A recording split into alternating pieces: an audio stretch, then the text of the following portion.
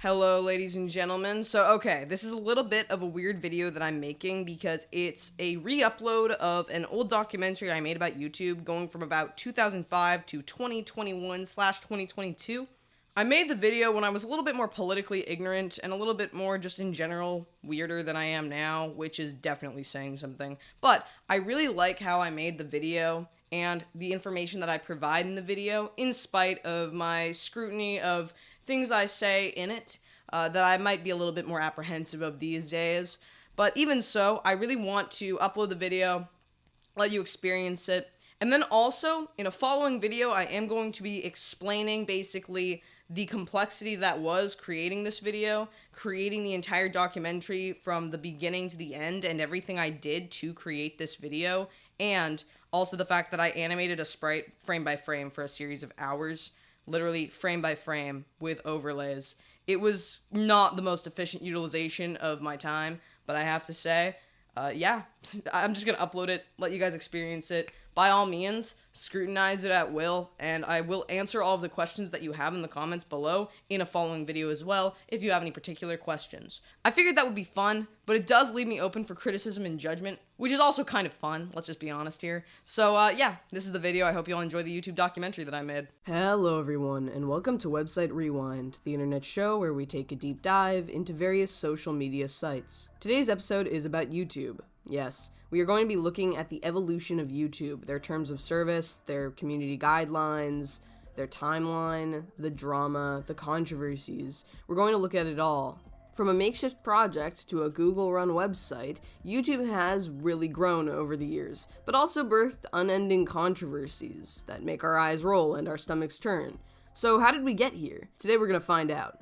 To make this video, I actually did read through all 16 years of YouTube's terms of service and their community guidelines, which was quite an experience, let me tell you, and I've come out on the other side to help enlighten you, whoever you are, about YouTube and the perplexing truth behind this website. As you can imagine, this video has taken an incredibly long amount of time to make because YouTube is massive. But saying that, I'm sure that you will get a kick out of some of the secrets that I've uncovered. So let's get into it. YouTube is an online video streaming platform that was first created in February of 2005 by three former PayPal employees, Chad Hurley, Steve Chen, and Jawed Karim.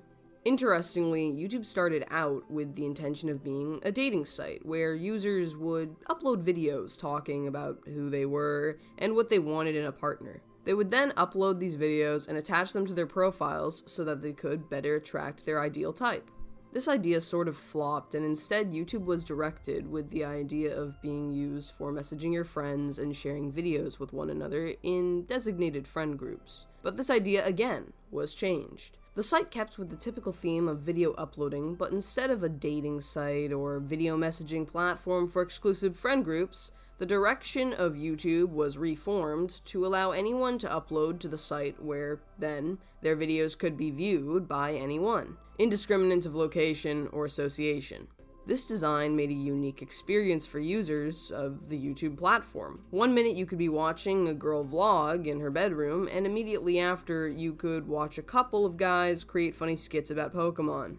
There was this free-to-create-whatever-you-wanted air to the platform, which was rather unique and fascinating during a time when cable TV still reigned supreme. Instead of companies and networks determining what we got to watch, the choices for watching video content were put in the hands of random internet dwellers like you and me. The videos uploaded to the platform in 2005 were typically random, and could be any video length. They could be about any kind of thing, and be uploaded by any kind of person, and be uploaded in various countries around the world. Overall, this was quite an interesting discovery for the internet. The very first video uploaded to YouTube was an 18-second clip of Jawed at the San Diego Zoo, and I just have to say, as of around 2020, he alluded to there being a part 2 to his adventures at the zoo. And then he linked a cover of Donkey Kong Country's Bonus Room Blitz by Clayton Stroop. So there might be a part 2, but even if there isn't, I have to admit, this man has good taste in music. I mean, who couldn't like Donkey Kong Country? During 2005, YouTube faced exponential growth due to its easy integration of Adobe Flash, which at the time helped to make uploading videos simple enough for users. YouTube also had a feature implemented for videos posted, which allowed users to share the content that they were watching, and that too made the website even more viable for growth. This combination of easy uploads and video sharing helped to boost YouTube and keep people interested in the constantly bustling content that was on the site.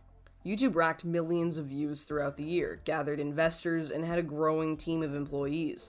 All in all, everything looked to be going pretty good for the trio of ex-PayPal employees and their newfound business. That is, until Google bought YouTube. But wait, why did that happen? Wouldn't a quickly growing site with investors and employees try to hold its ground when offered a deal from its competitor? Well, to understand that, we need to take a look at the terms of service. YouTube's original 2005 terms of service were the following. By using the website, you agree to the following terms and conditions as well as YouTube's privacy policy.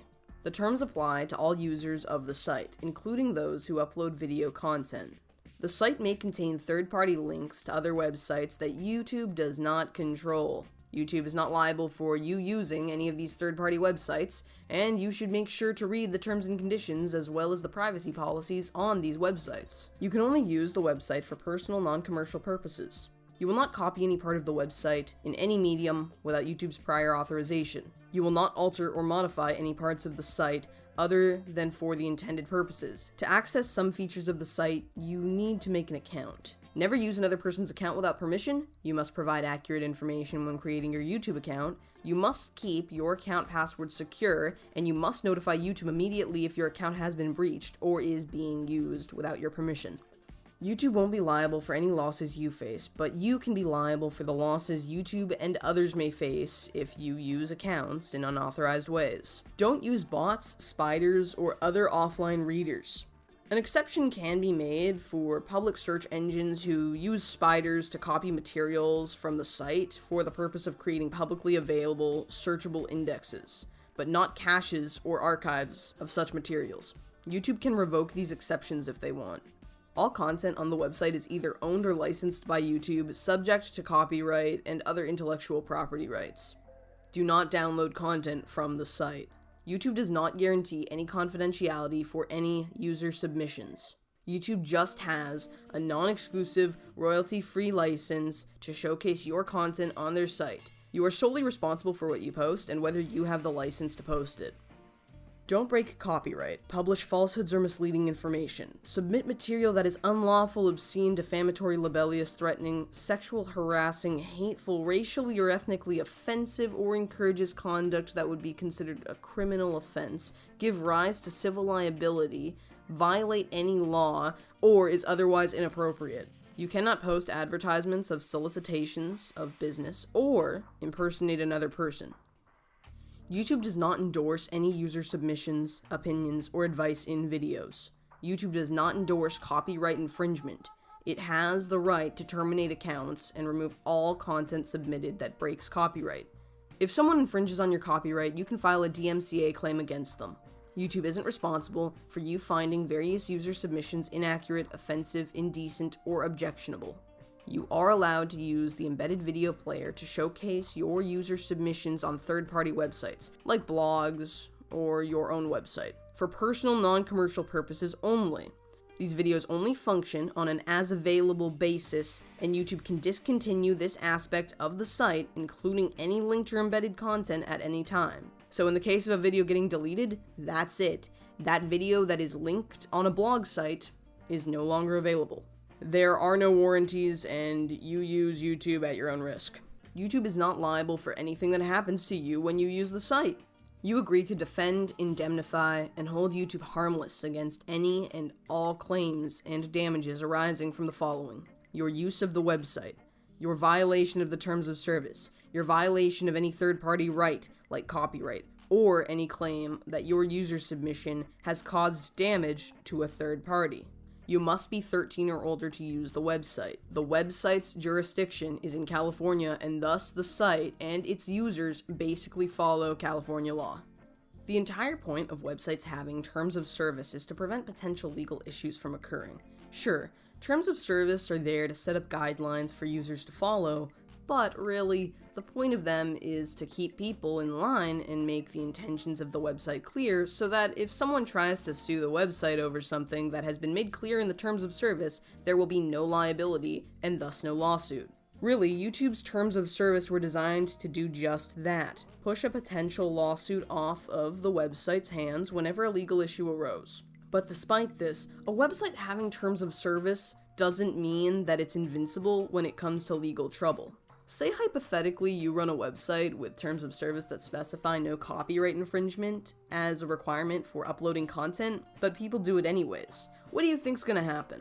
What happens when you or your company can no longer handle the sheer volume of daily uploads that break the law?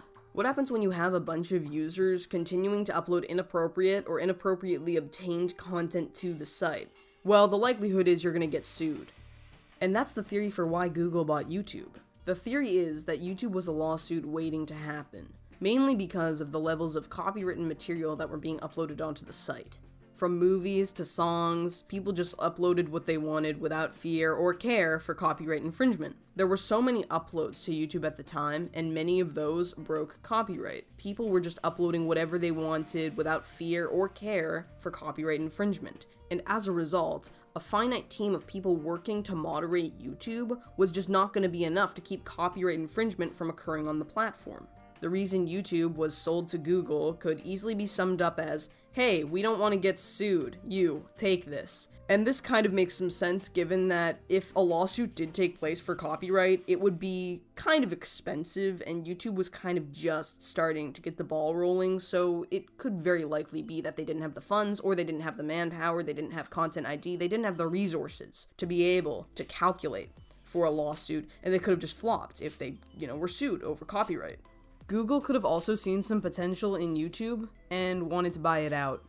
And this, alongside the potential for the website being sued, would give both sides of this transaction motivation to actually transact. Google very well could have just wanted a thick slice of YouTube's, delicious content pie, and YouTube very well could have just been desperate enough to want Google to buy the company so that, hey, they weren't the ones getting sued. Now it's Google getting sued. And also, who wants to drown in DMCAs, am I right? Oh, and another thing, even if Google had seen literally no potential in YouTube, zero, to make any form of profit whatsoever, they might have just wanted the site to keep it away from competitors like Microsoft or Yahoo or other competitors. Who knows? It could have been anything. Either way, though, Google bought YouTube and changed the site. Not just a little, but a lot. In November of 2006, YouTube was purchased by Google for $1.65 billion worth of Google stock. More money than I've ever imagined in my entire life. Let's just be honest, at best in my imagination, I'm a millionaire. Alright, so in 2006, the terms of service for YouTube remained quite similar to those in 2005, but in 2006, the very first community guidelines were rolled out. The opening to the community guidelines starts off condescending, but also kind of cute.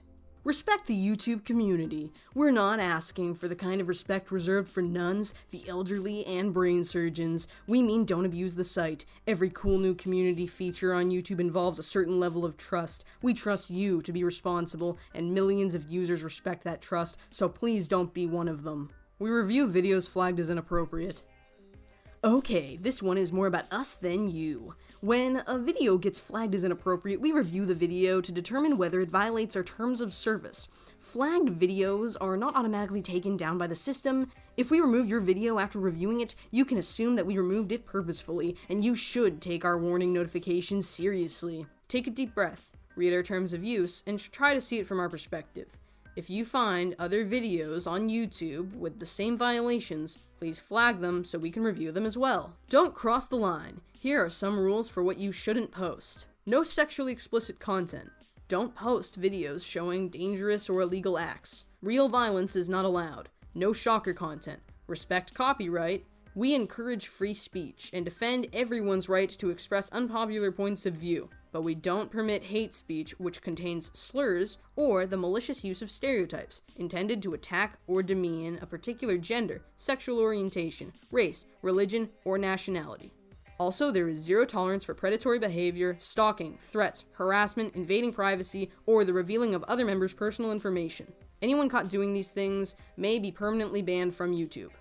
Many of these terms of service are very reasonable, but I just need to say something about the free speech section of the community guidelines. You cannot in one sentence say that you encourage free speech on your platform only to not permit hate speech, which is technically a form of freedom of speech. Now, I'm not here to be an advocate for hate speech. It's not my job to tell people what they should and shouldn't say or how they should and shouldn't think. And it's not my job to tell a private company like YouTube that they are restricting people's speech because they're restricting hate speech. I'm just saying that if we're regulating speech on the platform, it technically isn't freedom of speech. If you endorse freedom of speech, you endorse all the speech. Good, bad, ugly, it doesn't matter. Technically, hate speech does fall under the category of freedom of speech as long as it is not a call to violence. Now, saying that, I'm not here to tell you guys what you should and shouldn't say and how you should and shouldn't react to such content, and I'm also not saying that content regulation on the platform is inherently a bad thing in respects to its speech. God, I don't know, whatever. I know that this is a little bit weird. I know we're kind of getting into the little more political aspect of this, but it's actually more important that I point this out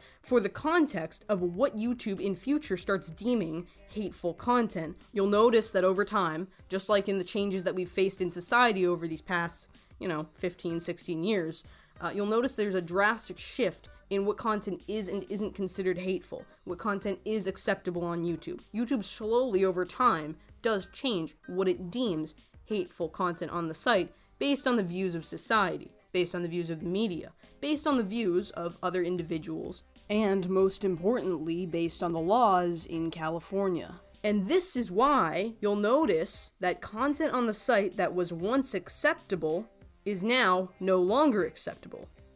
You'll notice this for various videos online, being once okay and having to be later removed, because although at one time they fell under things like comedy, criticism, humor, edginess, they then started falling under the category of hateful content and breaking the community guidelines. You'll notice the definition and the thresholds and the types of content that are considered hate speech and hateful content will always be changing and very difficult to pinpoint the exact, threshold for, because nobody really knows and it's based off of individual interpretation, which is why all this content keeps getting taken down, put back up, left up for a while, taken down, mostly just taken down. And this is why I wanted to point that out. I'm not saying to start a political debate, all right? I'm not here to do that. It's not my job.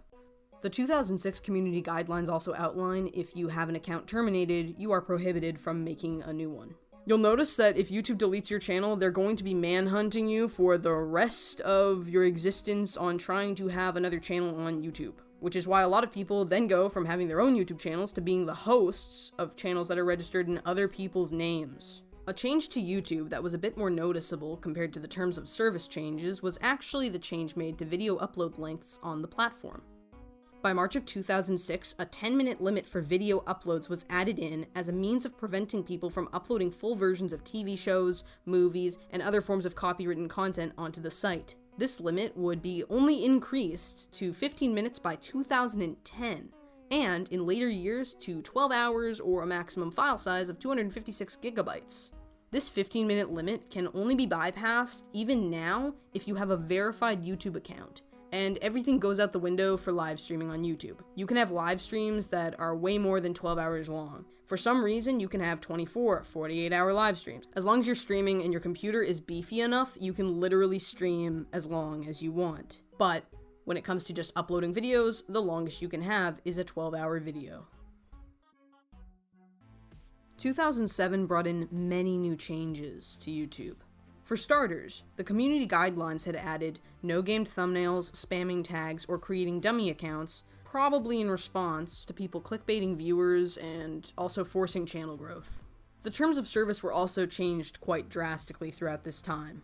YouTube started linking the privacy policy and community guidelines at the top of their terms of service for easy access. And they also reformatted quite a few sections of their terms of service. They added in a section known as General Use of the Website, Permissions and Restrictions, which specified that you agree to not distribute in any medium any part of the website, including but not limited to user submissions. User submissions, by the way, literally refers to just comments and videos. You agree not to alter or modify any part of the website, including but not limited to YouTube's embedded player or any of its related technologies. You agree not to access user submissions or YouTube content other than the video playback pages of the website itself. the YouTube embedded player, or other explicitly authorized means YouTube may designate. You agree not to use the website, including YouTube's embedded player, for any commercial use without the prior written authorization of YouTube. Prohibited commercial uses include sale of access to the website or its related services on any other website, use of the website or its related services for the primary purpose of gaining advertising or subscription revenue, the sale of advertising on the YouTube website or any other third-party website targeted to the content of specific user submissions or YouTube content, and any use of the website or its related services that YouTube finds in its sole discretion to use YouTube's resources or user submissions with the effect of competing or displacing the market for YouTube content, or its user submissions. All of that basically implies that they don't want you to make a clone of YouTube, especially using parts of YouTube like the embedded player that you can link on other websites. They don't want you to rip off the content of the site. Prohibited commercial uses do not include uploading an original video to YouTube or maintaining an original channel on YouTube to promote your business or artistic enterprise, using the embedded player to show YouTube videos on an ad-enabled blog or website, provided the primary purpose of using the embedded player is not to gain advertising revenue or compete with YouTube. Any use that YouTube expressly authorizes in writing. If you use the YouTube embedded player on your website, you must include a prominent link back to YouTube on the page containing the embedded player, and you may not modify, build upon, or block any portion of the embedded player in any way. You agree not to use or launch any automated system, including without limitation to robots, spiders, or offline readers, that accesses the website in a manner that sends more request messages to the YouTube servers in a given period of time than a human can reasonably produce in the same period by using a conventional online web browser. Notwithstanding the foregoing, YouTube grants the operators of public search engines permission to use spiders to copy materials from the site for the sole purpose of, and solely to, the extent necessary for creating publicly available searchable indexes of the materials, but not caches or archives of such materials. YouTube reserves the right to revoke these exceptions either generally or in specific cases. You agree not to collect or harvest any personal identifiable information, including account names from the website, nor to use the communication systems provided by the website, like comments, emails, whatever, in any commercial solicitation purposes. You agree not to solicit, for commercial purposes, any users of the website with respect to their user submissions. You will otherwise comply with the terms and conditions of these terms of service, YouTube community guidelines, and all applicable local, national, and international laws and regulations. YouTube reserves the right to discontinue any aspect of the YouTube website at any time. Basically, all of this just means that YouTube doesn't want you to make a YouTube clone and then monetize your own content or other people's content on your own YouTube clone instead of having things just remain on the website. YouTube doesn't want you to rip off parts of their website, whether it be from your own channel or from other people's channels. They don't want you to take comments, they don't want you to take any personal information, they don't want you to take any content from the site. The only thing that you really can do is technically you can put your own videos or other people's videos for context of blogging. But although you can put videos on these blog sites and use things for context, you might not be able to monetize the site. The section Your Use of Content on the Site is new, but it actually uses 2006's Intellectual Property Rights section, specifying again that all content on the website is either owned or licensed by YouTube, everything is subject to copyright and other intellectual property rights, and not to download content from the site. Your use of content on the site also states that your viewing of the site should be for personal uses only, and that you should use the website as it's intended. Don't hack into anything or get into places that you shouldn't, and do not distribute content from the site onto other platforms. When using YouTube, you may be exposed to user submissions from a variety of sources, and YouTube is not responsible for the accuracy, usefulness, safety, or intellectual property rights from these user submissions. Some submissions may be inaccurate, offensive, indecent, or objectionable, and YouTube isn't responsible for them. Then, in Your User Submissions and Conduct, it states, with your account you can submit video content and comments, which are both categorized as user submissions. You are solely responsible for your user submissions and affirm that you have the appropriate licenses, rights, and consents to post them. You retain all ownership of your content, but YouTube has a non-exclusive, royalty-free license to use your content on its site. Your content cannot break copyright or leak trade secrets, and your content must follow the community guidelines. Account terminations earned their own section, and DMCA claims also earned their own section, with explanations of how they could be issued to videos and how you can counter them. The changes made in 2007 didn't only involve community guidelines and service term changes, but also the launch of the YouTube Partner Program.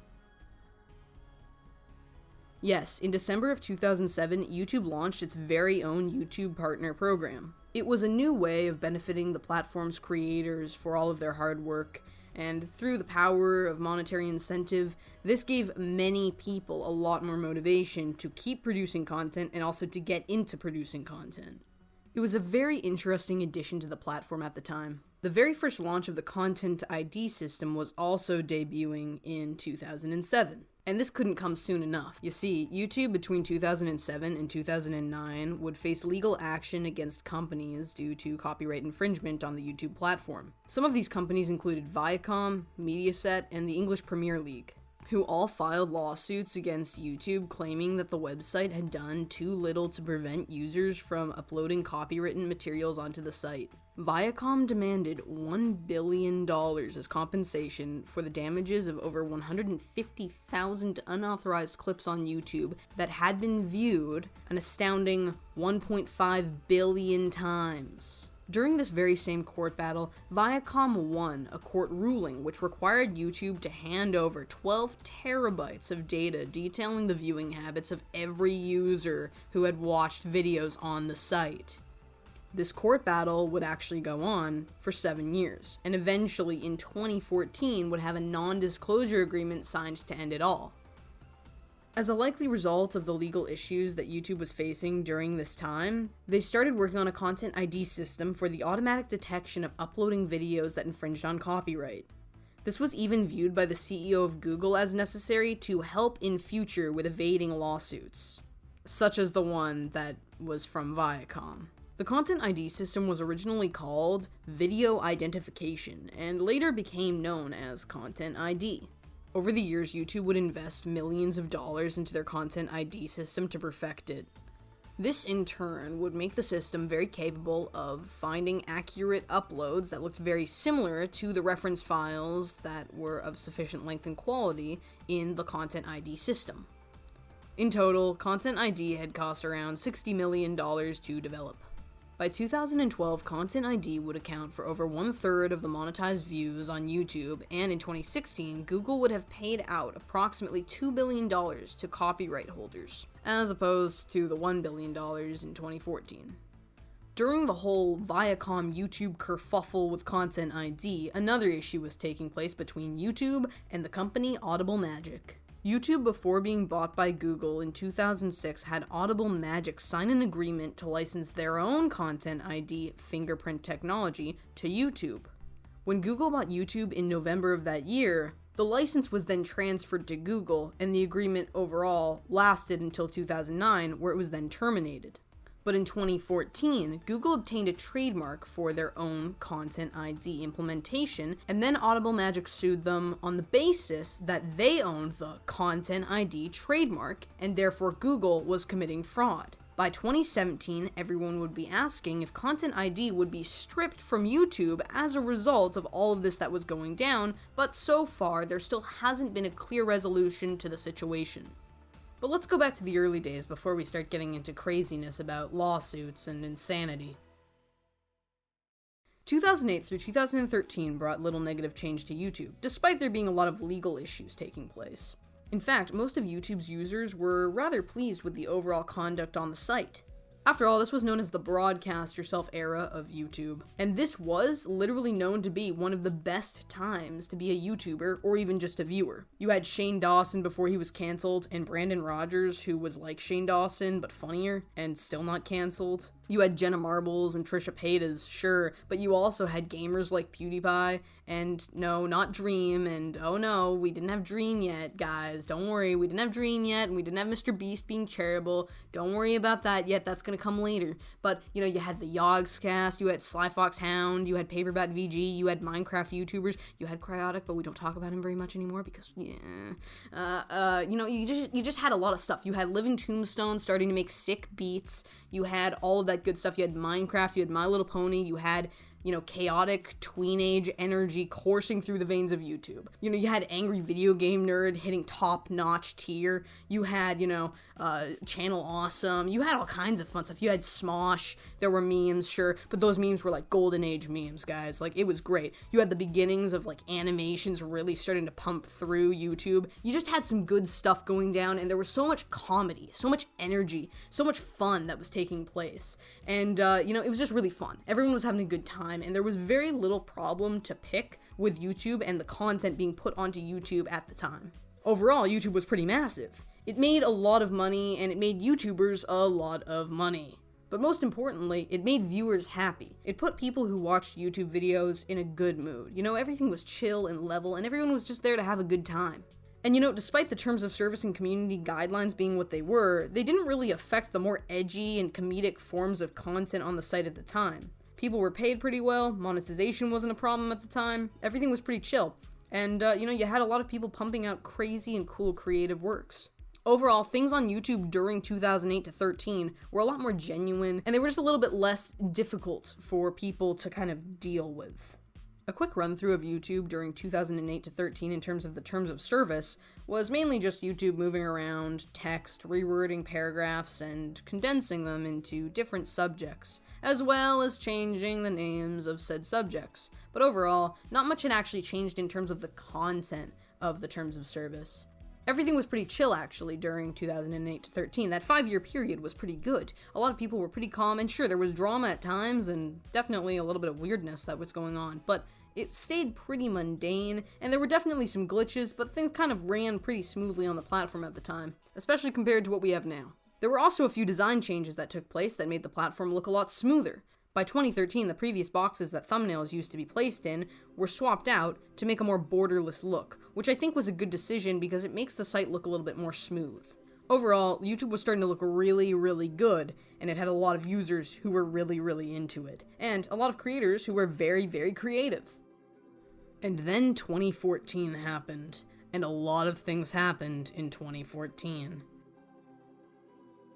Susan Wojcicki became CEO of YouTube in February of 2014, replacing Salar Kamangar, the previous CEO. Salar was a content creator-focused man, and he showed vested interest in YouTube being a platform for just that, content creation. But this interest would prove later to not be enough in keeping YouTube afloat, especially with the platform lacking advertisers, which, as much as we scoff at now, was a point of concern in 2013. This issue managed to provoke a change in management for YouTube, as Susan's branch of expertise was advertising.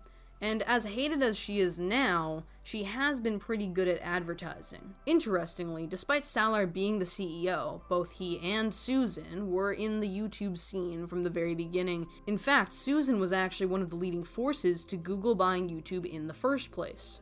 And so, having a new CEO of YouTube being an advertising aficionado who happened to be a trusted member of Google sounded like a great idea at the time, one that YouTube would roll with to this day. Susan is credited with being the leading hand at Google AdSense, the smoke and fire to people making money on YouTube in this day and age. Susan was also capable of helping to refine TrueView, which was and still is YouTube's means of advertising on their platform. TrueView is the program that gives you those skippable ads on YouTube videos, and it's also what gives you suggested ads. TrueView is designed to only have the company who plays their ads on YouTube pay money if somebody interacts with their ad by clicking on it, or when someone watches more than 30 seconds of said ad. These ads can appear on all types of devices from phones to computers, have custom ad durations from 5 seconds to literal hours, and these ads can be personalized. But during 2013, TrueView was relatively new and uncharted, and it had some confusing elements to it, And this made the idea also of Susan being CEO of YouTube a little bit more favorable because she was able to work with these more technical aspects of advertising. This plan to revitalize TrueView and implement it into YouTube seemed to work very well because Susan did manage to boost YouTube's income over the years and keep the platform going with its new forms of advertising. This advertising, by the way, has indeed helped with many creators being able to post content whilst earning those sweet green dollar signs. But you'll notice that to keep this perfect advertiser market comfortable with maintaining itself on YouTube, Susan, whether intentionally or not, has implemented a host of regulations and changes to the platform. Many changes that have pushed creators to the very edge. Yes, from basic content restriction to demonetization and all-out deplatforming of some of YouTube's most enjoyed creators, Susan becoming CEO of YouTube was one of the best and worst things that could have happened. Throughout the Susan era, a host of new implementations, terms of service changes, and community guideline modifications have taken place. But how have we really gotten here? Sure, people have talked about how Susan's reign is what has destroyed the YouTube community, or the ability to have the content creators it once had, but really, what happened? What did she do that was really that bad? Or is it something else that's completely changed the function of the platform? To find out, we do need to dig deeper. And I mean really deep. I mean terms of service deep. I actually have a funny story about them. You see, I was reading through 2010's terms of service and I ran across this really weird version where everything looked rather odd compared to the other years I had viewed so far. I spent hours breaking down these weird 2010 terms of service so that I could compare them to 2009 that I had literally just read hours before. But then, I tried a different 2010 timestamp and ran into terms of service that were a lot more reasonable. So, I ended up using that timestamp instead of the weirdo 2010 terms that I was previously looking at. I felt a little annoyed because I'd literally spent about a day breaking down these weird 2010 terms, and I thought that I was not going to need to use them anymore and that I had just wasted my time. But oh ho ho, guess what the new 2014 terms of service were? The old 2010 terms that I had previously been looking at, the weirdo ones, yes. Look at me, ahead of my time while also still being stuck in the past. Anyways, the 2014 terms of service are just actually stupidly formatted, and they don't add very much change to YouTube's conduct or terms of service themselves. They are only reformatted for what I can assume are legal purposes. Whoever keeps designing these terms of service, by the way, are absolutely diabolical. They have an obsession with bouncing between alphabetized sections and denumbered sections, so every time that I go through a year's worth of terms of service, they keep switching from ABCs to 1, 2, 3s, and then back again, and I don't know why. The community guidelines basically outline the same things we already know about YouTube's terms of service, just in an uglier way. Ah yes, the very first gate that we'll be talking about today. Okay, to put things as simplistically as possible, here's how this controversy went down. A female game designer got a lot of coverage, and I mean a lot of coverage, for this game she made, known as Depression Quest. And when I say game, I mean text-based adventure quest. It was barely what many people in this day and age would consider a game. There were no graphics, and it was literally just text. It was basically like a book. To put things into perspective, I haven't programmed in a couple of years, and I'm a novice at best. But even I can write something like this in probably a week. That's the level of what we are talking about here. But despite this game not being particularly gawk-worthy, this girl got a lot of clout for it. She was really being praised about it, and a lot of people did not understand why, given that her game was not really very good. And you might be thinking, oh, was it really that bad? Maybe it was good. Maybe it had a cool storyline to it, you know? And to that I have to say, no, it didn't. Trust me, I literally played it to research for this video, and it was not a very good game. It was incredibly boring. It was not fun. It was not good. There was nothing entertaining about it. It was boring, okay? It was literally depressing. That was all it was. If that was the point of the game, Depression Quest making you depressed, okay, then you know what? She did a great job. But honestly, outside of that, nah. Games are supposed to be entertaining. This was not entertainment. But if you guys actually want me to make a review of Depression Quest and why it's not very good, I will do that.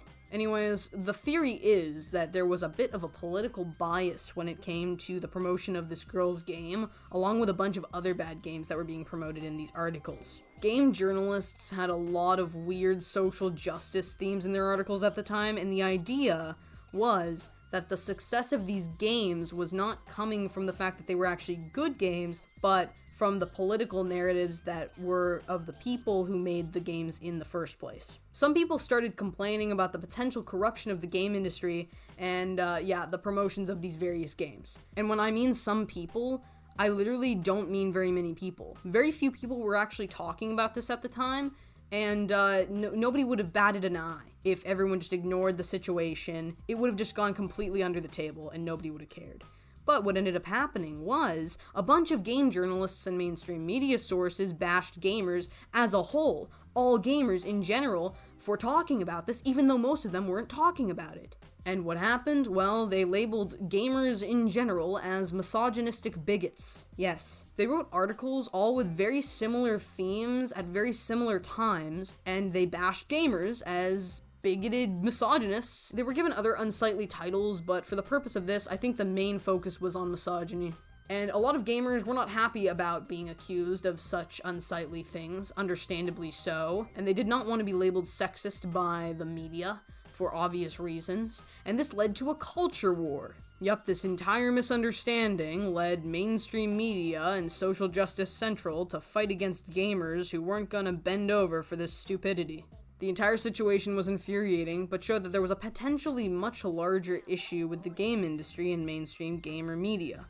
Corruption, political dogma, virtue signaling, and defamation of individuals who just wanted to play good video games. Overall, this situation sucked.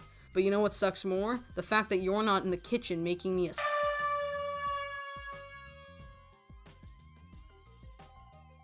2015 was an interesting time. YouTube stopped using Adobe Flash as the default for its embedded player and instead jumped to using HTML5, which doesn't sound like a big deal, but it does have some relevance. See, HTML5 is known to be a faster, much less CPU-intensive programming language compared to Flash. HTML5 is also open source, unlike Adobe Flash, poses less security concerns, and Flash isn't SEO friendly, unlike HTML5.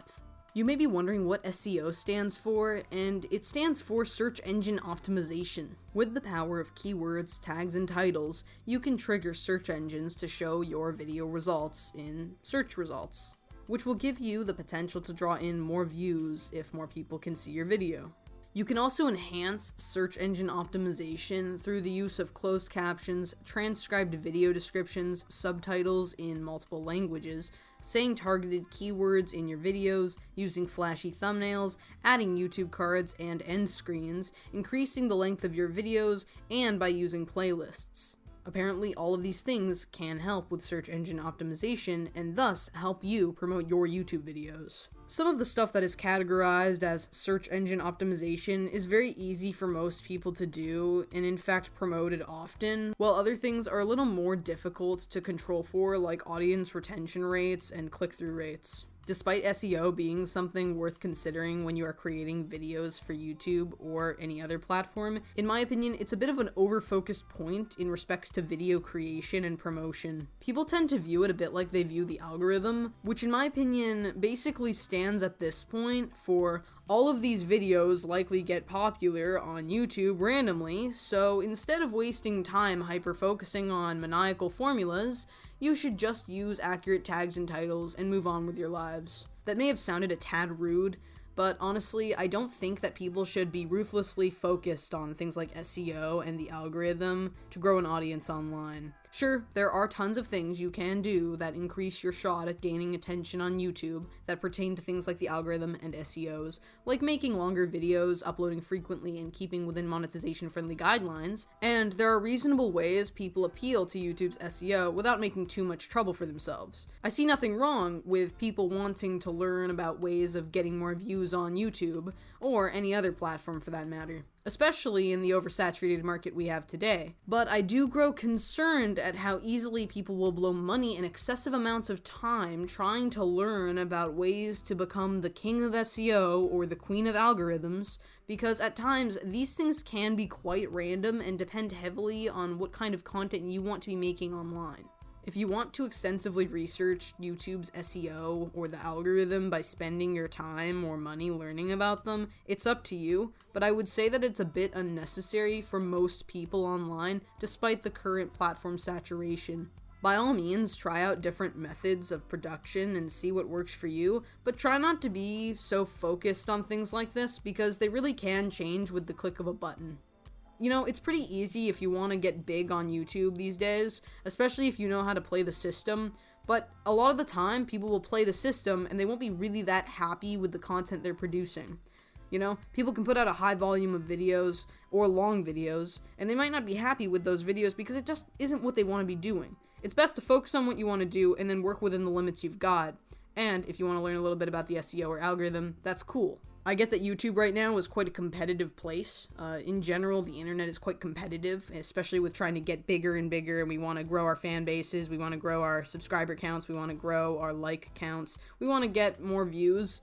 I know that I'm not really one to talk because I don't really have a lot of subscribers and whatnot. Like, you're all great, but, you know, like, we are a pretty tiny channel on here. And I'm just saying, like, you know, I'm not one to talk about, how to get big on YouTube. That's not really the point I'm trying to make here. I just kind of wanted to, you know, point out that we shouldn't be so hyper-focused on being the most famous or being the best or whatever. I don't think it really does us the service we desire. But anyways, let's get back to YouTube ditching Flash. YouTube was basically setting up to discontinue the use of Adobe Flash on their platform entirely, but for the time being, Flash would still be an option for users until 2017, despite it not being the default.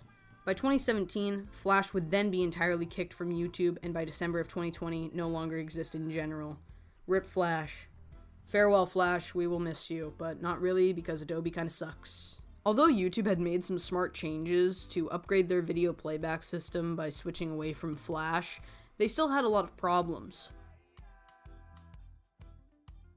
2015 was what many people would deem the beginning of copyright claim exploitation on YouTube. During this time, and even now, it has been quite a common practice for large TV networks, music makers, game companies, and other large corporations to strike creators for using their content, whether it has fallen under fair use or not. You may be asking, what is fair use? Well, to put it in layman's terms, within reasonable limitations, you, as a content creator, have the ability to showcase various other forms of otherwise copywritten material in your videos as long as you adhere to the limitations set forth, meaning that if you are re-uploading content with your own commentary in it for the purpose of criticism, comment, news reporting, teaching, research, and other various transformative means, you'll have a reasonable chance at being protected under fair use. Now, saying that you do need to understand the limitations that you are given when using copywritten materials in your videos,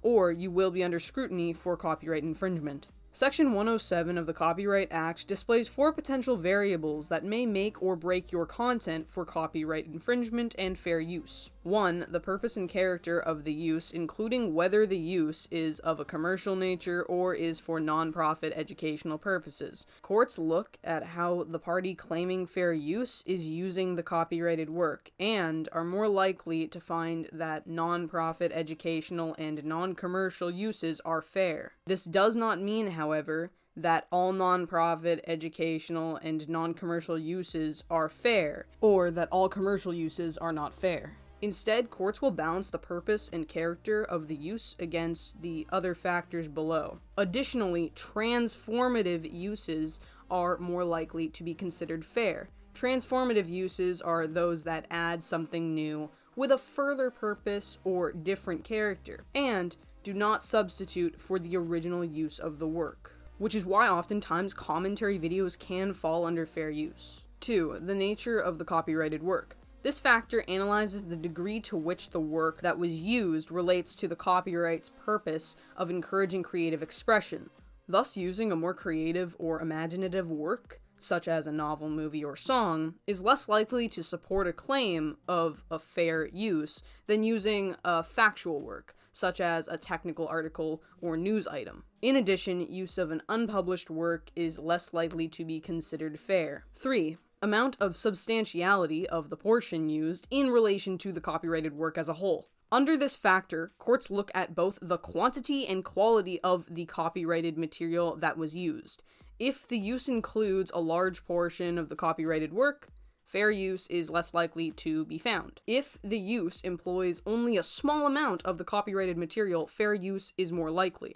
That said, some courts have found use of an entire work to be fair under certain circumstances, and in other contexts, using even a small amount of copyrighted work was also determined not to be fair because the selection was an important part, or the heart of the work. So in cases where you are breaking down, say, claims made in maybe a documentary, you would want to not use the entire documentary, you want to use only the points made in the documentary, the small sections. If you upload an entire video, you are less likely to have that fall under fair use unless the entire video is making false claims and you are just breaking down every false claim made throughout the video and it happens to be the whole video.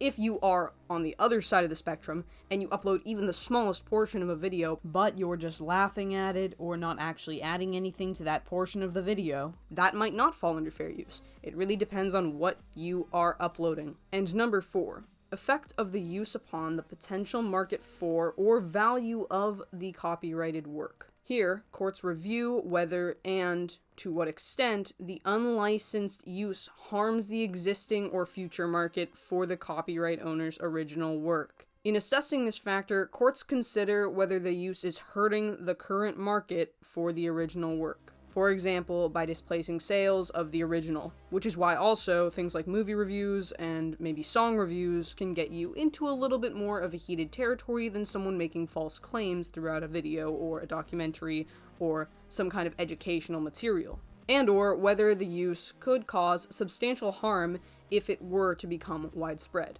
These terms showcase how you as a content creator can use other people's content within fair use. But there are a lot, by the way, and I mean a lot, of people who have no idea what they're doing when it comes to using something under fair use, and as a result, they do oftentimes break copyright. Over the years, I've seen a lot of people attempt to post content that is somewhat modified, but still breaks copyright. Here are some common examples of such content. Re-uploads of TV shows, but with voices modified or backgrounds added. Reaction videos with little to no commentary and little to no criticism. Usually these reaction videos involve the entire length of the video.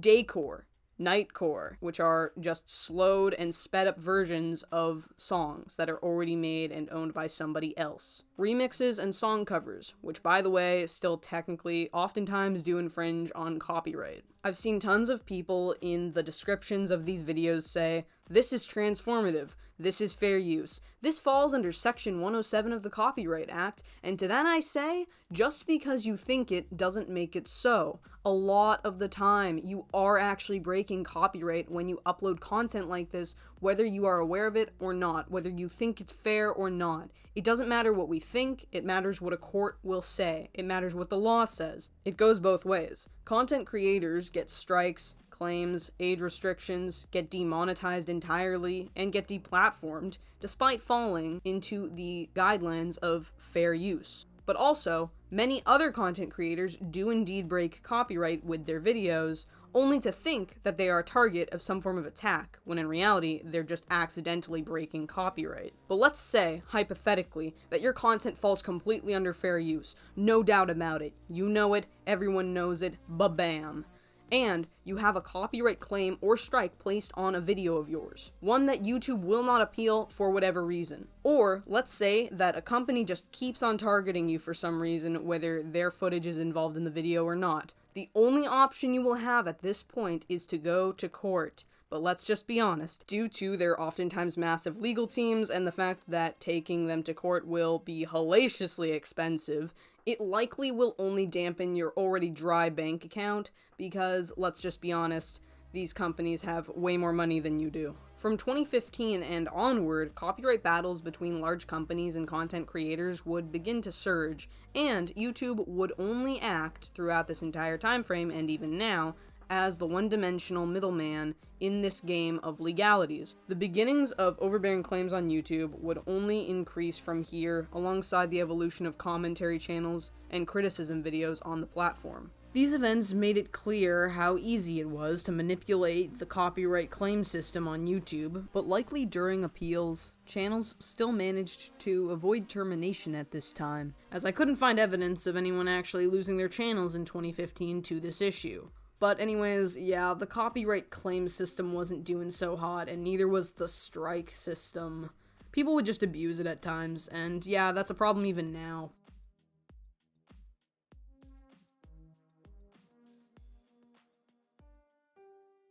YouTube Kids was first released in February of 2015 as an iOS mobile app, and it was probably one of the worst ideas to be created in the entire history of YouTube. Listen, complain all you want about YouTube. I get it. It's no spring picnic full of chickens. But, you know what? I've gotta say, no matter how bad things get on YouTube, it still probably won't be as bad as YouTube Kids has gotten over the years. Why, you may ask? Well, with being specifically designed for kids, YouTube Kids has also been indicated as not being very safe for kids, even though it's geared directly towards them. You see, the application YouTube Kids was designed to be safe for kids. It was designed to be safe from inappropriate online content so that parents wouldn't have to worry about what their kids were watching online. The idea for the YouTube Kids app was actually a pretty humble one, with plenty of nursery rhymes, counting videos, ABC videos, arts and crafts, and oh look!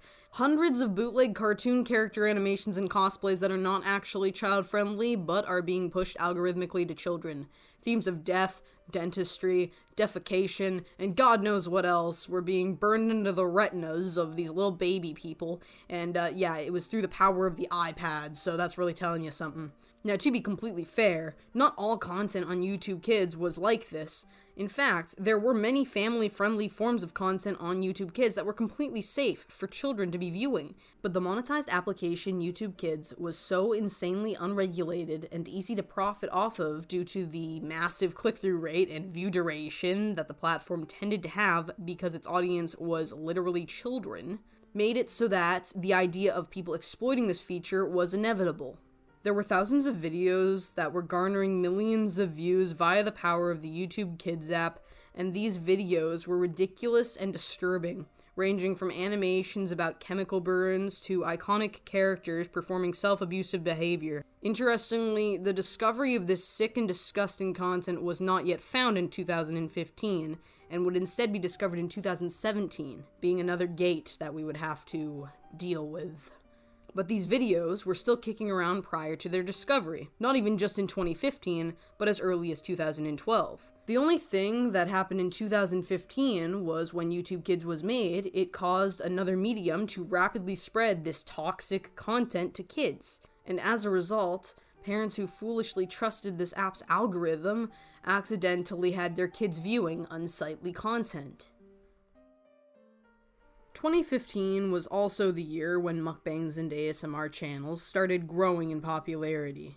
Mukbangs being eating shows where one or more individuals would consume large amounts of food on camera to satisfy and entertain an audience of viewers who watch and enjoy their conversation and also watch them eat the food. And then ASMR just stands for Autonomous Sensory Meridian Response, and it's just basically you feel tingles going down your spine when you watch people do weird sounds and you hear people do weird sounds.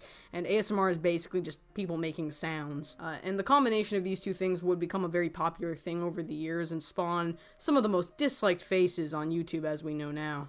They would only really start gaining traction in 2015, even though mukbangs actually had started out in 2010 in Korea as a sort of popular live streaming trend. In Korea, mukbangs became quite a popular thing because a lot of people were living on their own and just wanted to find somebody to eat with, so they would watch a stream of somebody eating and then eat alongside them. That was supposed to be the gist of it. It was just to kind of give you a little bit less loneliness in life, and now it's gotten to, well, this. Mukbangs also have been touted by some to satisfy food cravings vicariously as opposed to individuals actually eating the food themselves. So they would watch someone else eat it and then satisfy themselves from that.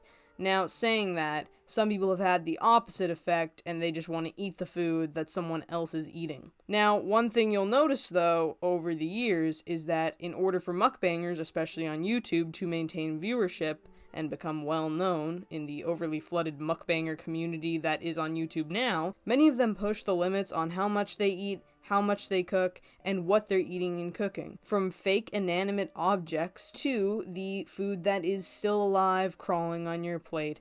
Mukbangers really have proven that there are very few limits on what they're going to be doing in order to garner an audience on YouTube.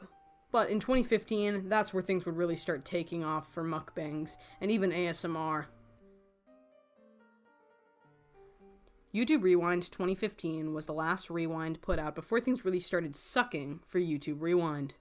YouTube Rewind is basically just a recap of the year's most eventful videos and YouTubers, all being put into one super video that showcases funny memes, cute dances, and celebrities usually.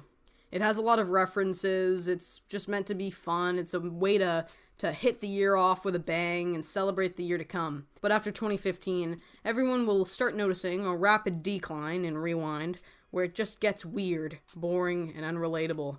Some people like Rewind 2016, but the bottle flips, foot flashes, and pillow fights really just don't hit the mark for me, so I would say that 2015 is where we really should just pretend that YouTube Rewind just stops. I think 2015 was the last year where people felt really good about the days when Rewind was a thing, but even 2016 wasn't too bad compared to what people deal with now for Rewind, I guess. It's just, whew. In Rewind 2015, though, it was actually kind of cool. It had some interesting special effects, Five Nights at Freddy's references, relatable faces, dancing, and the video wasn't completely saturated with celebrities and politics like it is now, so it was kind of nice. In 2015, YouTube didn't showcase The Rock, Will Smith, or Baby Shark, and there wasn't an emphasis on social justice or political issues like there is today. So it was more enjoyable for everyone to see. You didn't have to be on one side of the political spectrum to enjoy it, and you didn't have to worry about people fighting about social justice in the comments section. It's just a less provocative, more for everyone style of Rewind that a lot of people can get behind. Now, to be fair, I was a teenager when 2015 was a thing, so I could be having a little bit of a nostalgia callback. Maybe YouTube Rewind wasn't good in 2015, but a lot of people in the comments section seem to really look back on 2015 Rewind as a masterpiece in comparison to what people deal with now. Politics or no politics, though, some people really just don't like YouTube Rewind in general, no matter what year they're watching. They just do not like Rewind no matter what.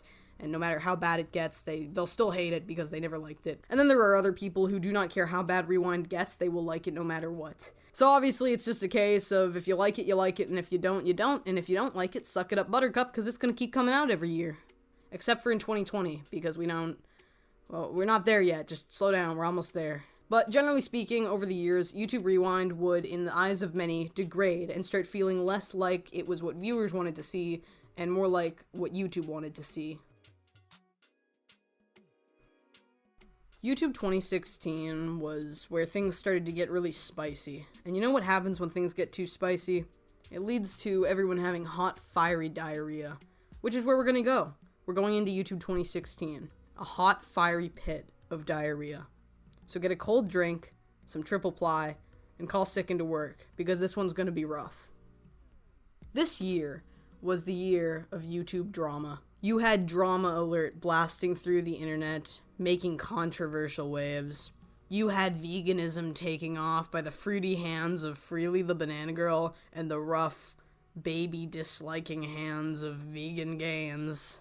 You had Nicole Arbor versus Matthew Santora and Grade A Under A. You had the React World Fine Bros drama, the SoFlo Facebook H3H3 drama, the Leafy is Here Tommy MC drama, and the H3H3 versus Leafy drama. You had the Basherverse drama, the fall of Tobuscus, the lawsuit between Bold's Guy and H3H3. There was the Keemstar content cop made by iDubbbz, which sort of spawned a Keemstar versus Pyrocynical drama.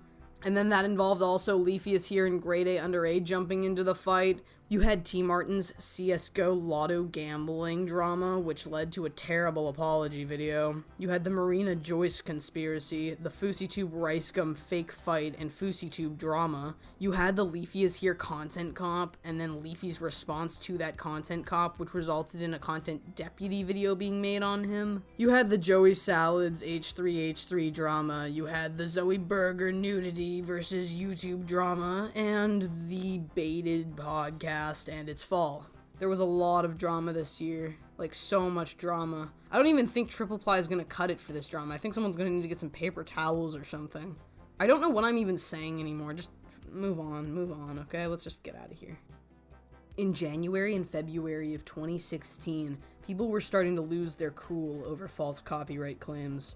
During January of that year, the channel I Hate Everything was terminated, only to be brought back later that month due to false strikes being put on the channel. I Hate Everything had to contact his own network in order to have them contact YouTube to solve the issue. Hypothetically, if he didn't have this network working with him, then he wouldn't have had the issue solved in the first place. It is a concern that if a smaller channel were to have this happen to them, it would be less talked about and therefore probably something that YouTube wouldn't care about. People were starting to get really fed up with these false claims and strikes, and they really wanted for there to be some kind of system put in place to help protect creators who were wanting to use things under fair use, and that wasn't happening yet, so people were pretty pissed off. There was also a double standard going on at this time that also pissed people off, and that was the treatment of commentary channels versus reaction and prank channels on the platform. People didn't like how commentary channels were being targeted with DMCA claims, despite reaction channels like Jinx completely ripping off people's content, and despite endless prank channels always breaking the community guidelines.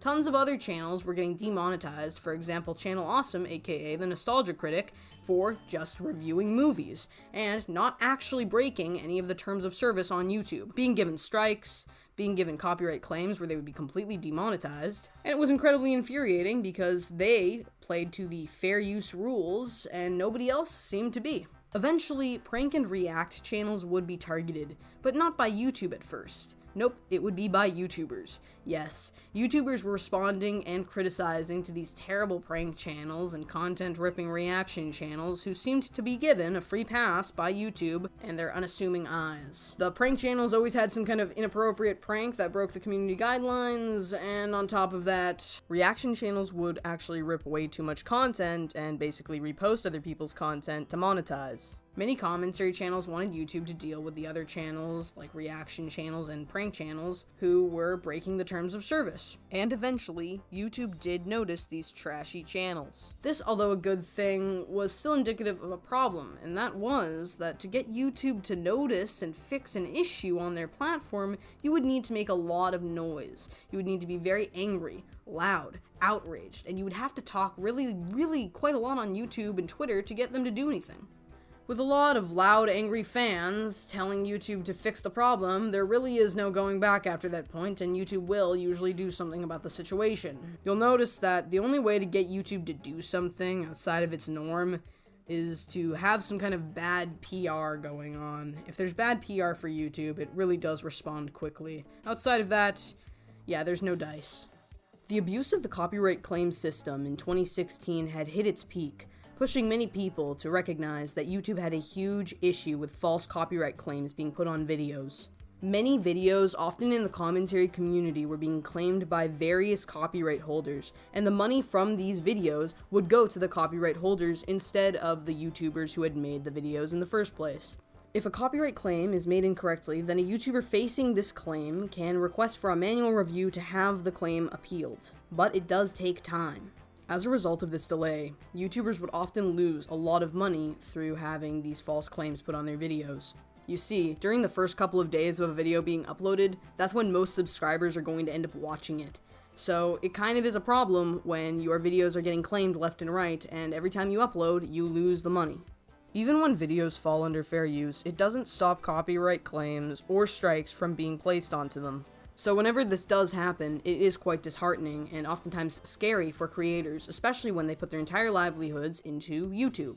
To explain the difference between a copyright claim and a copyright strike, a copyright claim, also known as a content ID claim, is a claim that can be made when YouTube's automated system finds a video with similar or the same footage from a copyright holder. The copyright holder is then notified of the video that uses its content, and it's up to them to review if this content is being ripped or if it's under fair use. If the video falls under copyright infringement, the user can claim the video. If they copyright claim the video, there will be no negative effect to the YouTube channel. But whoever claims this video will get all the money intended for the channel owner. The copyright holder can also place ads on the video to generate more revenue, and they can restrict the video from being viewed in certain countries or regions. The copyright holder in some cases may choose to take no action, but they usually will, especially in the case of it being a TV network or music distributor.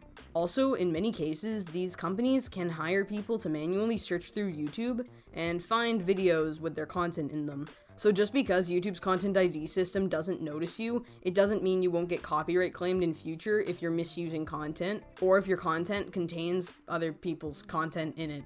Now for copyright strikes, which are issued when a copyright holder issues a DMCA takedown for a video. A DMCA takedown is much worse than a copyright claim. A takedown is issued to a creator when they upload something that they do not own the rights to. This can be a song, TV show, movie, or re-upload of someone else's YouTube video. The copyright holder has the right to remove the creator's content from YouTube altogether, which means it's blocked everywhere, and the ability to generate any further revenue is completely shut down. You will receive a copyright strike on your channel as a result of one of these takedowns, and a copyright strike will adversely affect your channel. If you receive a copyright strike, you will not be able to monetize your videos or live stream from your account. If you get 3 strikes on your channel, then you're out. Your channel's terminated, and it's game over, Buster. But luckily, an individual who is facing a copyright strike will be able to refute the strike if they find that it's been falsely made on their channel, and if their content falls within fair use. Users will have to request that YouTube manually review the video in question, just like they do with copyright claims, and if it falls under fair use, the strike should be removed and your video will be completely back up and running.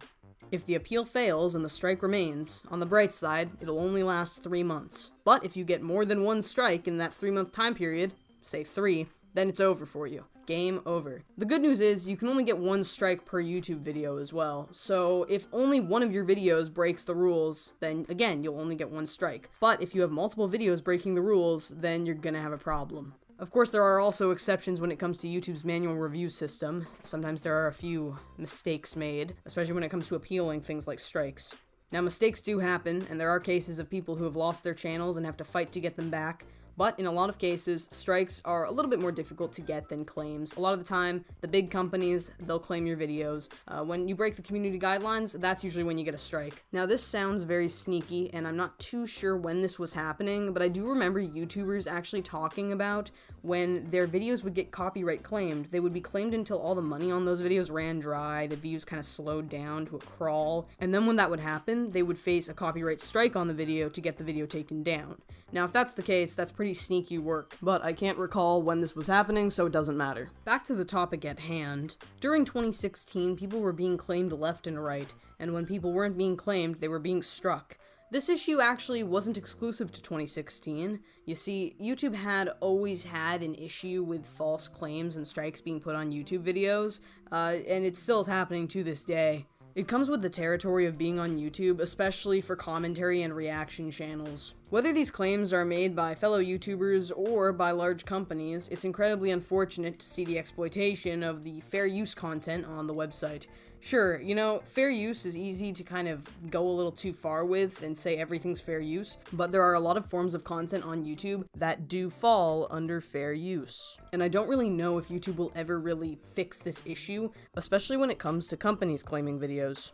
I think the only way that something like this has a chance of being repaired is if we add greater consequence to false claims being put on videos, but again, I don't know if that will ever happen. YouTube has always tried to keep from being involved in these disputes between copyright holders and YouTubers because they don't want to face legal consequences for taking sides and potentially endorsing copyright infringement. YouTube cannot give legal advice or be the decider of what is and isn't fair use, because that is up to a court of law. And sure, they can appeal videos that they believe fall under fair use, but there are limitations to them being able to stop companies from claiming content. From what I can see, YouTube doesn't really want to be on either side of the argument for copyright infringement, claims, and takedowns, because they get paid either way. YouTube just wants copyright holders and users to figure things out for themselves. The only thing YouTube wants to assure is that they can maintain a basic system to detect content, so they don't get sued, and so that they can provide a system to refute claims and takedowns, so they don't get sued.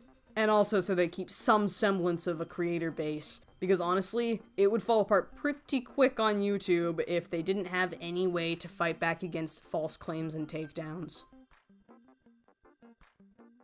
From around 2015 to 2016, YouTube also had the creation of the Trending tab for their platform. This tab is supposed to be designed in a way that promotes hot new content that viewers may find enjoyable. But the problem was, and still is to this day, that the Trending tab has been overwhelmingly packed with traditional media from big brands, TV shows, and movie trailers instead of content from YouTubers and original works. This would always prove to be a problem for many creators, a lot of them outraged with the amount of media sources that were being put on the Trending tab as opposed to small creators that the tab was supposed to be somewhat at least intended for. This issue grew so much that creators would begin to analyze the data from the Trending tab to find out the exact amount of media outlets that were overwhelmingly promoted on the Trending page instead of these YouTubers that were supposedly supposed to be equally treated on the Trending page. For whatever reason, there is an overwhelming amount of media on the YouTube Trending tab that is more mainstream TV talk show-esque type content instead of content from actual YouTubers. Quick note, YouTube actually did replace their Trending tab with this thing called the Explore tab. Technically, the Trending tab is hidden inside the Explore tab now. They did this in about 2020, and on top of that, they also stated that they were going to try and increase the amount of creator-based content on the Trending tab / Explore tab, which is why I think they made the modification in the first place.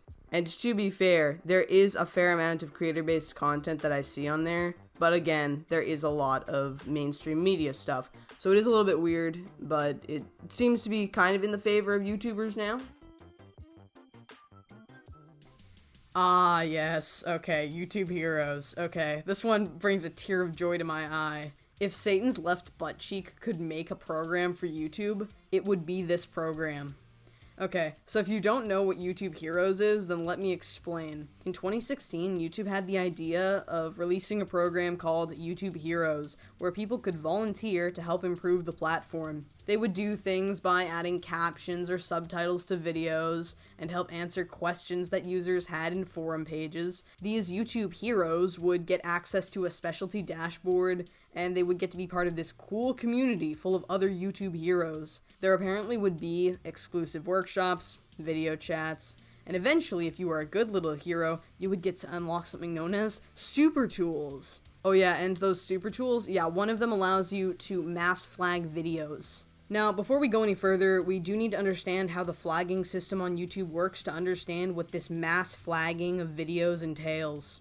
Under every YouTube video, there is an ability to flag it for a number of issues, all of which pertain to the video breaking community guidelines. When a video is flagged, it will be held for review, where a real employee of YouTube will then go through and check to make sure there are no problems with the video. If the video does not break community guidelines, nothing happens. The video stays up and everything's good.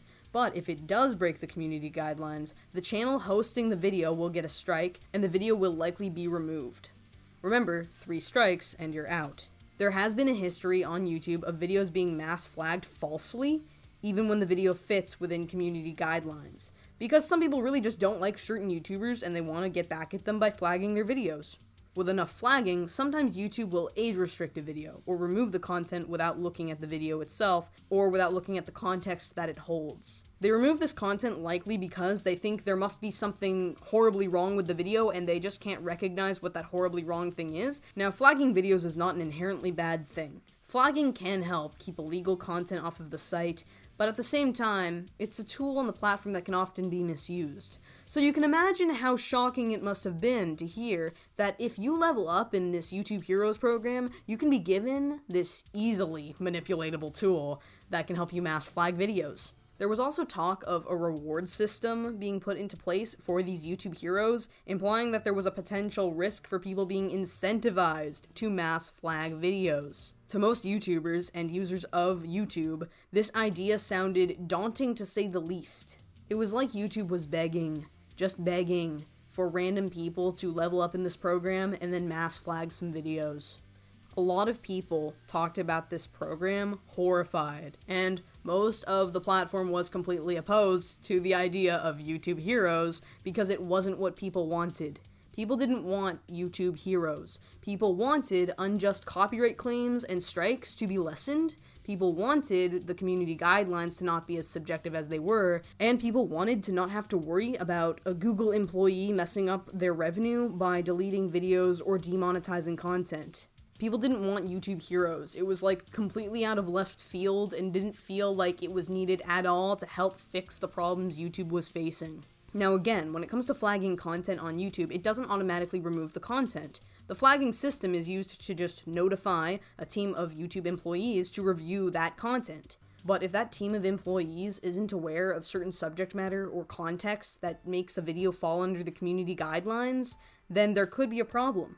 YouTube employees, although easy to dehumanize, are human, and humans do make mistakes. Sometimes they will make the mistake of striking down channels that do not break the community guidelines. And I'm assuming that an increase in flagged videos will only increase these likely mistakes that some of them can make. Especially if an increase in flagged videos means that employees will have to work faster and skip important factors when it comes to assessing these videos, in order to make their jobs get done of an efficient rate. And all of this could increase the likelihood that maybe they'll make even more mistakes when it comes to accidentally striking content that doesn't break community guidelines.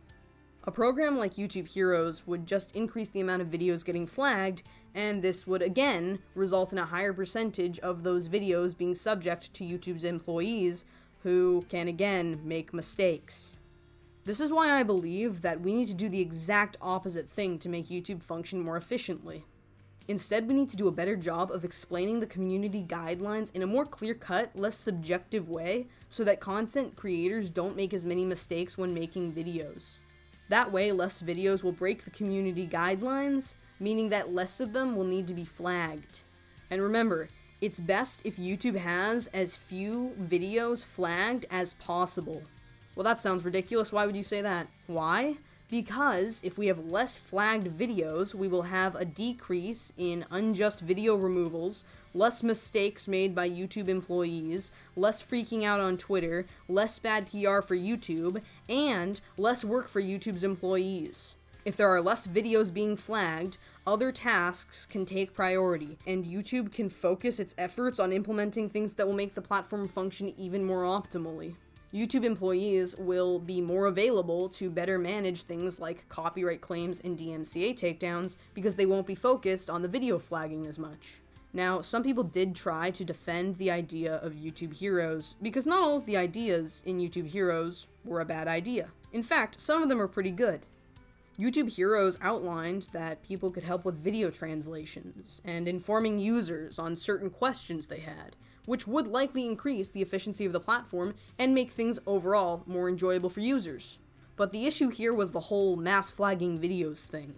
Nobody wanted that. Many YouTubers already had recognized that the flagging and review systems within YouTube were dysfunctional to say the least. People didn't want more flagging, they wanted more options for appealing claims and having their original works protected under fair use. This was why a huge amount of people hated the idea of YouTube Heroes, especially when the initial explanation of the program was as vague as it was. If YouTube had explained everything in full detail, then perhaps more people would have been on board with the program, but unfortunately it wasn't well explained, and even if it was, it still didn't really solve any of the problems YouTubers were facing at the time. Many people perceived this as a sort of taunt from YouTube with how unhelpful the program would be at protecting content creation, and as a result, YouTube Heroes didn't last. But the disappearance of YouTube Heroes was not instantaneous. The program lasted from September of 2016 to August of 2017, and was then renamed to YouTube Contributors, with the exact same criteria and color scheme. Then in October of 2017, the color scheme was changed to a sort of depressed blue, and only by May of 2018 would YouTube finally remove the flagging and video reporting from its list of criteria for YouTube Heroes/contributors. To this day, the program remains in its more docile form on YouTube, being what it should have been this whole time, a voluntary help center.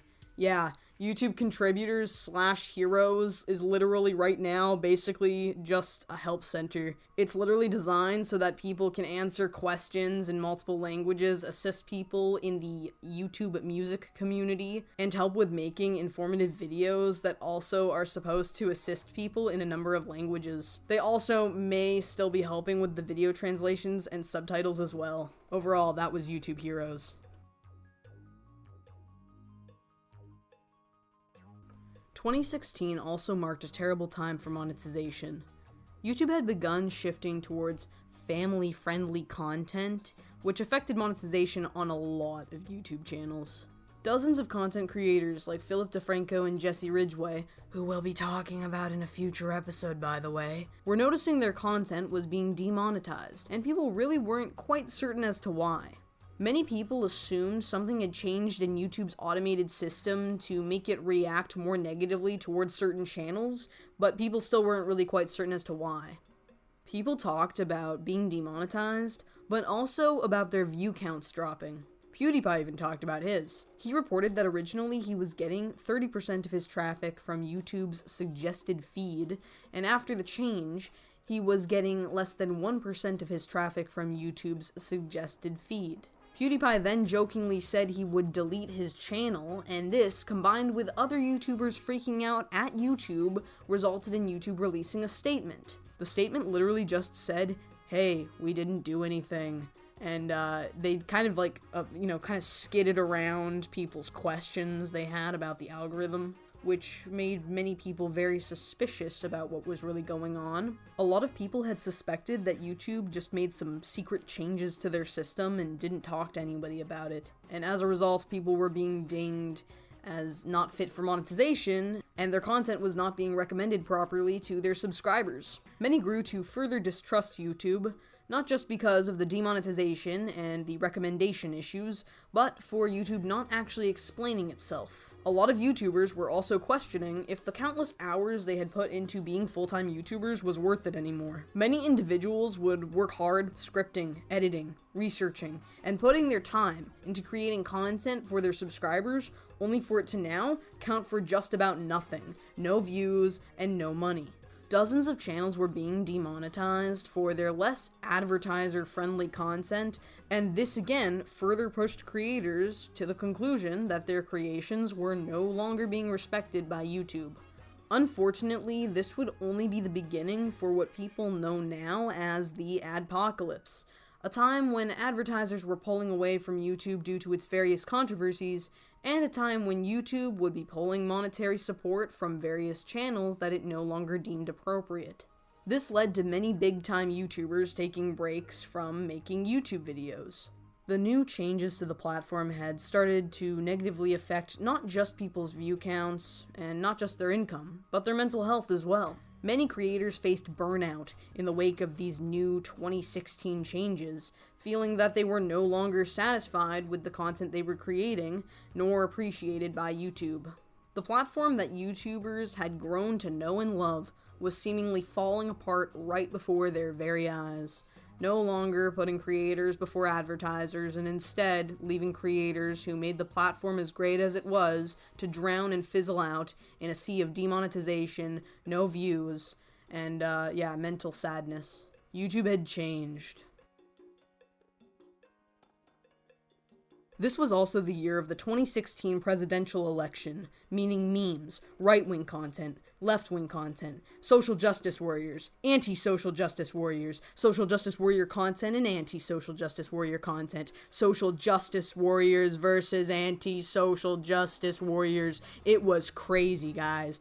There were so many memes, so many public freakouts, so many triggered social justice warriors, so many Karens, so many everythings. It was the most amazing thing in, at the time, my 16 years of life. It was actually the best thing I had ever seen. I mean, why wouldn't you have this happen? Look at this. You got two geese going at it for the presidency, alright? It was hilarious. No one can ever say that it wasn't funny, alright? Honestly, I know we like to split hairs a lot when it comes to politics, and I know they're a very touchy subject in general. I'm not here to tell you what you should and shouldn't believe, but I'm just saying.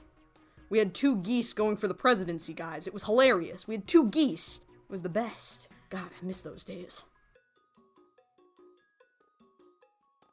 2017 was a continuation of the adpocalypse, a time when advertisers pulled themselves from YouTube, and as a result, YouTube went haywire in an attempt at salvaging its PR. YouTube did this mainly by censoring and demonetizing YouTube channels. But why did this actually happen? What happened to have contributed to the adpocalypse in 2017? Well, in February of 2017, PewDiePie, yes, the king of YouTube, made some jokes about a historical figure who looked a little like this, and then he paid a couple of guys on Fiverr, known as the Funny Guys, to hold up a sign saying that, I don't know if I can say this on the internet. Will I go to jail for this? I don't know, but whatever. To hold up a sign a little bit like this.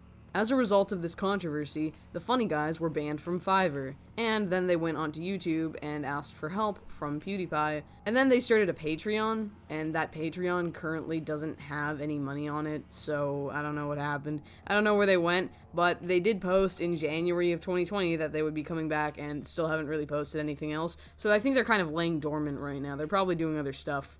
This controversy also resulted in PewDiePie's YouTube Red series, Scare PewDiePie, being cancelled, meaning that we only would get one season of that good, spooky, scary stuff, and the rest would go and hit the YouTube dumpster. Now, obviously, PewDiePie was just making a joke, and it's up to you if you find that joke funny or not. Honestly, like, some people weren't into it, and other people thought it was hilarious. But the media kind of took this, and they kind of spun this whole situation out of proportion, and connotated PewDiePie with basically being a spiral arm guy. One of those, not a zestful individual, if you get what I'm saying here. Now, on top of that, there was also a video of Chief Keef that someone made with more, outdated music, something that probably wouldn't fly in this day and age, and that also contributed to the situation. And then, in May of 2017, Kendall Jenner also starred in a Pepsi commercial that was not very well received, and that was said to have devalued the issue of police brutality, so that also was a problem. And this combination of things, or maybe it was just PewDiePie, kind of caused a little bit of some whiplash in there, In response to some or all of these controversies, a bunch of companies and the UK government pulled advertising from YouTube, which obviously resulted in even more of a freakout from YouTube, because they really don't like losing money. Some of the brands were PepsiCo, Starbucks, Verizon, Walmart. I mean, you name it, it was probably getting pulled from YouTube at the time. By the summer of 2017, advertisers had dwindled insanely, and the only channels that seemed to be getting ads put on them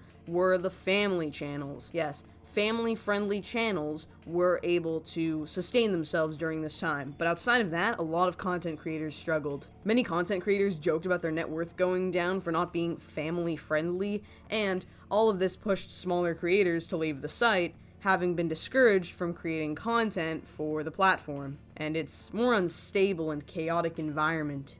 Many content creators who stayed changed and or deleted their old videos, titles, and thumbnails as to not be demonetized. And some added more advertiser-friendly content to their channels as well. There was also the accusation of YouTube applying some favoritism to the more late-night talk show TV station-run channels of YouTube, supplying them with ads while the content creators on the platform struggled. The adpocalypse would further worsen in November of 2017, with YouTube Kids and its many sick and twisted videos at the time being exposed to the public. This exposure also resulted in the termination of the disgusting display of humanity known as Toy Freaks, which was a family-run channel that seemed to fetishize young girls. Once this controversy broke out, YouTube responded, removing thousands of these inappropriate videos and terminating channels such as Toy Freaks, Cobwebs and Tiaras, and many more. You might be wondering how the terms of service and community guidelines changed over this whole adpocalypse situation, but interestingly, YouTube didn't really need to change the writing of their terms of service to allow for different forms of demonetization and channel removal, as silly as that might sound, because they were already kind of designed to be able to do that with the terms of service they already had. The terms of service and community guidelines don't actually have a lot to do in general with what is and isn't okay to have for monetized content. It mainly pertains more to things that are content that are inappropriate for the site in general. Demonetized content is a little bit of a gray zone on YouTube. You can have content that's completely fair use and on top of that completely follows community guidelines, but perhaps the subject matter is not advertiser friendly and therefore it will not be monetized. There are circumstances that perpetuate there to be a level of demonetization even when your videos follow fair use and community guidelines, and that's just part of having certain more fringe content online.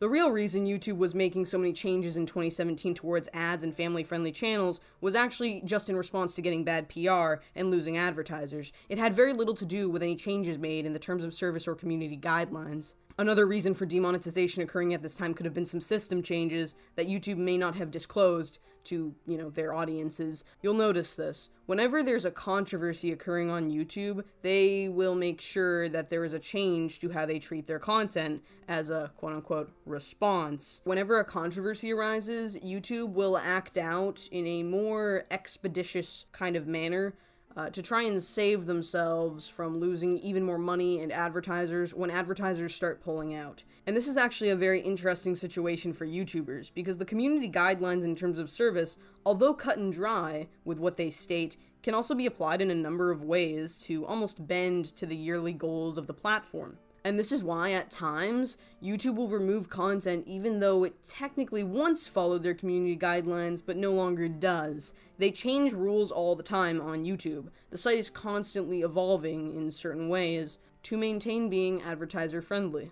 This is a horrifying prospect to anyone using the platform with the view of gaining monetary incentive or to create their own community using less monetizable personalities and content, but it is great for YouTube because they don't really need to change their terms of service and they don't really need to change their community guidelines all the time to fit the new narrative of the year. It's quite an interesting situation because the community guidelines are actually not supposed to be subjective, but they seem to always evolve alongside cultural changes throughout the years.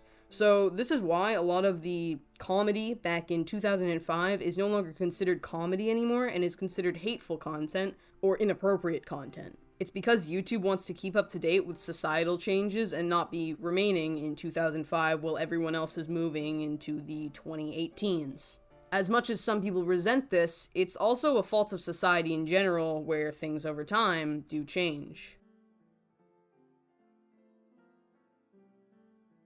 2017 also had its share of drama. We had Anthony Padilla quitting Smosh, Jeffree Star apologizing for God knows what, Kim Kardashian joining YouTube, Daddy05 being exposed, and Jake Paul making a diss track on everyone, I guess? As well as YouTubers like Joy Sparkle and Onision being exposed. Oh, and the YouTuber Repsion actually had his channel terminated for about 10 hours before it was reinstated. At this time, things were a little bit chaotic, not just in respects to YouTuber on YouTuber drama, but in respects to YouTube on YouTuber drama, where things would happen, the automated system would go a little wonka-donk, and then things would kind of level out a little bit, and then things would happen crazily again. It was just a little bit of a mess, and people couldn't really coordinate well with what was going on the platform and what would happen next. Everything was really a big question mark. 2017 was also the starting point for another gate, this one of the pineapple and cheese variety. I call it Pizzazzle Gâteau, even though that's not French because I don't know French. I can't actually talk about this gate, because if I do, the Canadian FBI might be at my door, and that would not be good. So, I'm going to leave this up to you, my friends, to further deep dive into this subject if you are ever so interested. It was very interesting. So, my apologies for that. Now, I will explain this quickly. It was very much mainstream media sources versus conspiracy theory YouTubers. And the interesting thing is that I theorize this actually was the point where when YouTube deleted a lot of these conspiracy theory YouTubers for misinformation, I noticed this was also a time when BitChute had first started out, another alternative YouTube website, and they all flocked over to there. BitChute got a huge boost from this conspiracy, from what I can tell. That's what I'm assuming based off of the timeline. It would make sense that this is one of the main conspiracy theories that perpetuated people to end up going from YouTube to BitChute. If you're ever interested in learning a little bit more about BitChute, by the way, I do have a video on my channel talking a little bit about it. In 2017, people would also begin to post videos criticizing the YouTube algorithm and its many flaws. Some would go so far as to say the YouTube algorithm was broken. And no, it was not actually broken, of course, but its function had just changed over the years to favor what many would call content spitting. Instead of new, creative, original, almost random videos popping up in your recommended sidebar, you would instead usually find ones that had similar subject matter to the video you were watching, or to a channel you were subscribed to. A lot of what you are recommended on the YouTube sidebar, or even on the YouTube main homepage in general, is content from channels that you are already subscribed to, or subject matter that is similar to what you already are watching. This means that in general, it's harder to break into different types of content on YouTube by using their recommendations. And also, it's more difficult for people to fall down rabbit holes and discover new exciting forms of content on the platform. A lot of channels that use certain language and talk about less monetizable subject matter seem to be at greater risk for not being recommended by YouTube, but also topics that are more rare on YouTube that a lot of people do not talk about can either do really well on the platform or horribly, because YouTube doesn't really know if you're gonna like the content or not. So there is some level of randomness that occurs with video recommendations and people finding new content. It's not like it never happens, it's just a little bit more difficult to occur at times, especially if you're constantly clicking on the same types of videos in your recommended feeds. Sometimes if you do not click on a lot of these videos, or you refresh your history, or you delete your cache, or you start marking for channels to not be recommended to you, you'll start getting new content, but sometimes it can be problematic and you'll just keep getting recommended the same stuff. Smaller channels with less than 1,000 subscribers may also have a harder time being noticed because recommendations usually relate to videos that already have a high interaction rate and are put out by popular creators with larger subscriber bases. It's a bit more difficult for a small creator to put out a unique video and have it get noticed, especially if YouTube's recommendations gear themselves towards promoting content that is already well known to viewers.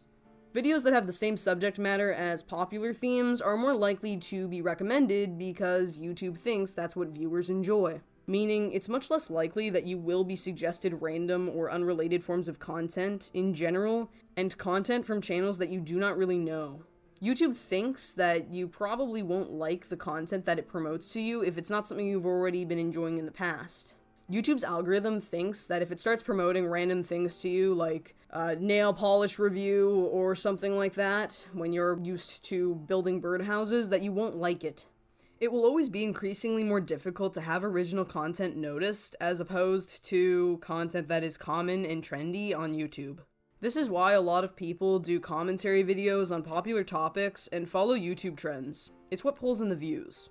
More people are likely to click on your video if it already relates to a topic that people are already interested in. It's an interesting dilemma, one that may provoke a slight issue. You see, if small content creators post only trendy content that is similar to what other popular YouTubers are posting, then they might have a higher chance of being noticed, but there is also more of a chance of that same content being put on the platform, and that may make it harder for your video that looks the same as everybody else's to be noticed. It's like you're drowning in a sea of the same content. What's the likelihood that someone's going to pick your video, even if it is favorable by the algorithm? How can you tell one cup of water apart from the other when they both look the same? People also may grow tired of this type of content, and again, you'll have to switch to something new. This can lead to you falling into a pattern of posting cookie-cutout content that follows trends. A lot of people do tend to follow trends on YouTube, and to compensate for this content being completely generic and overdone, you'll usually need another way of keeping people interested in your channel.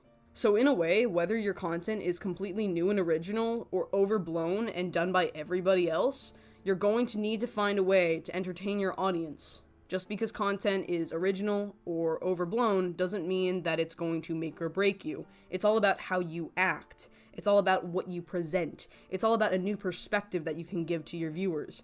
It's about being unique. You need to find something that's going to make you stand out compared to everybody else, whether your content is the same as everybody else's or fresh and new.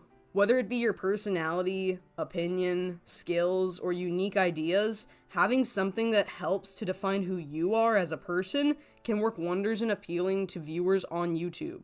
The reality is that no matter what content you make, if you're perceived as boring or generic, you might be hard to notice and easy to replace.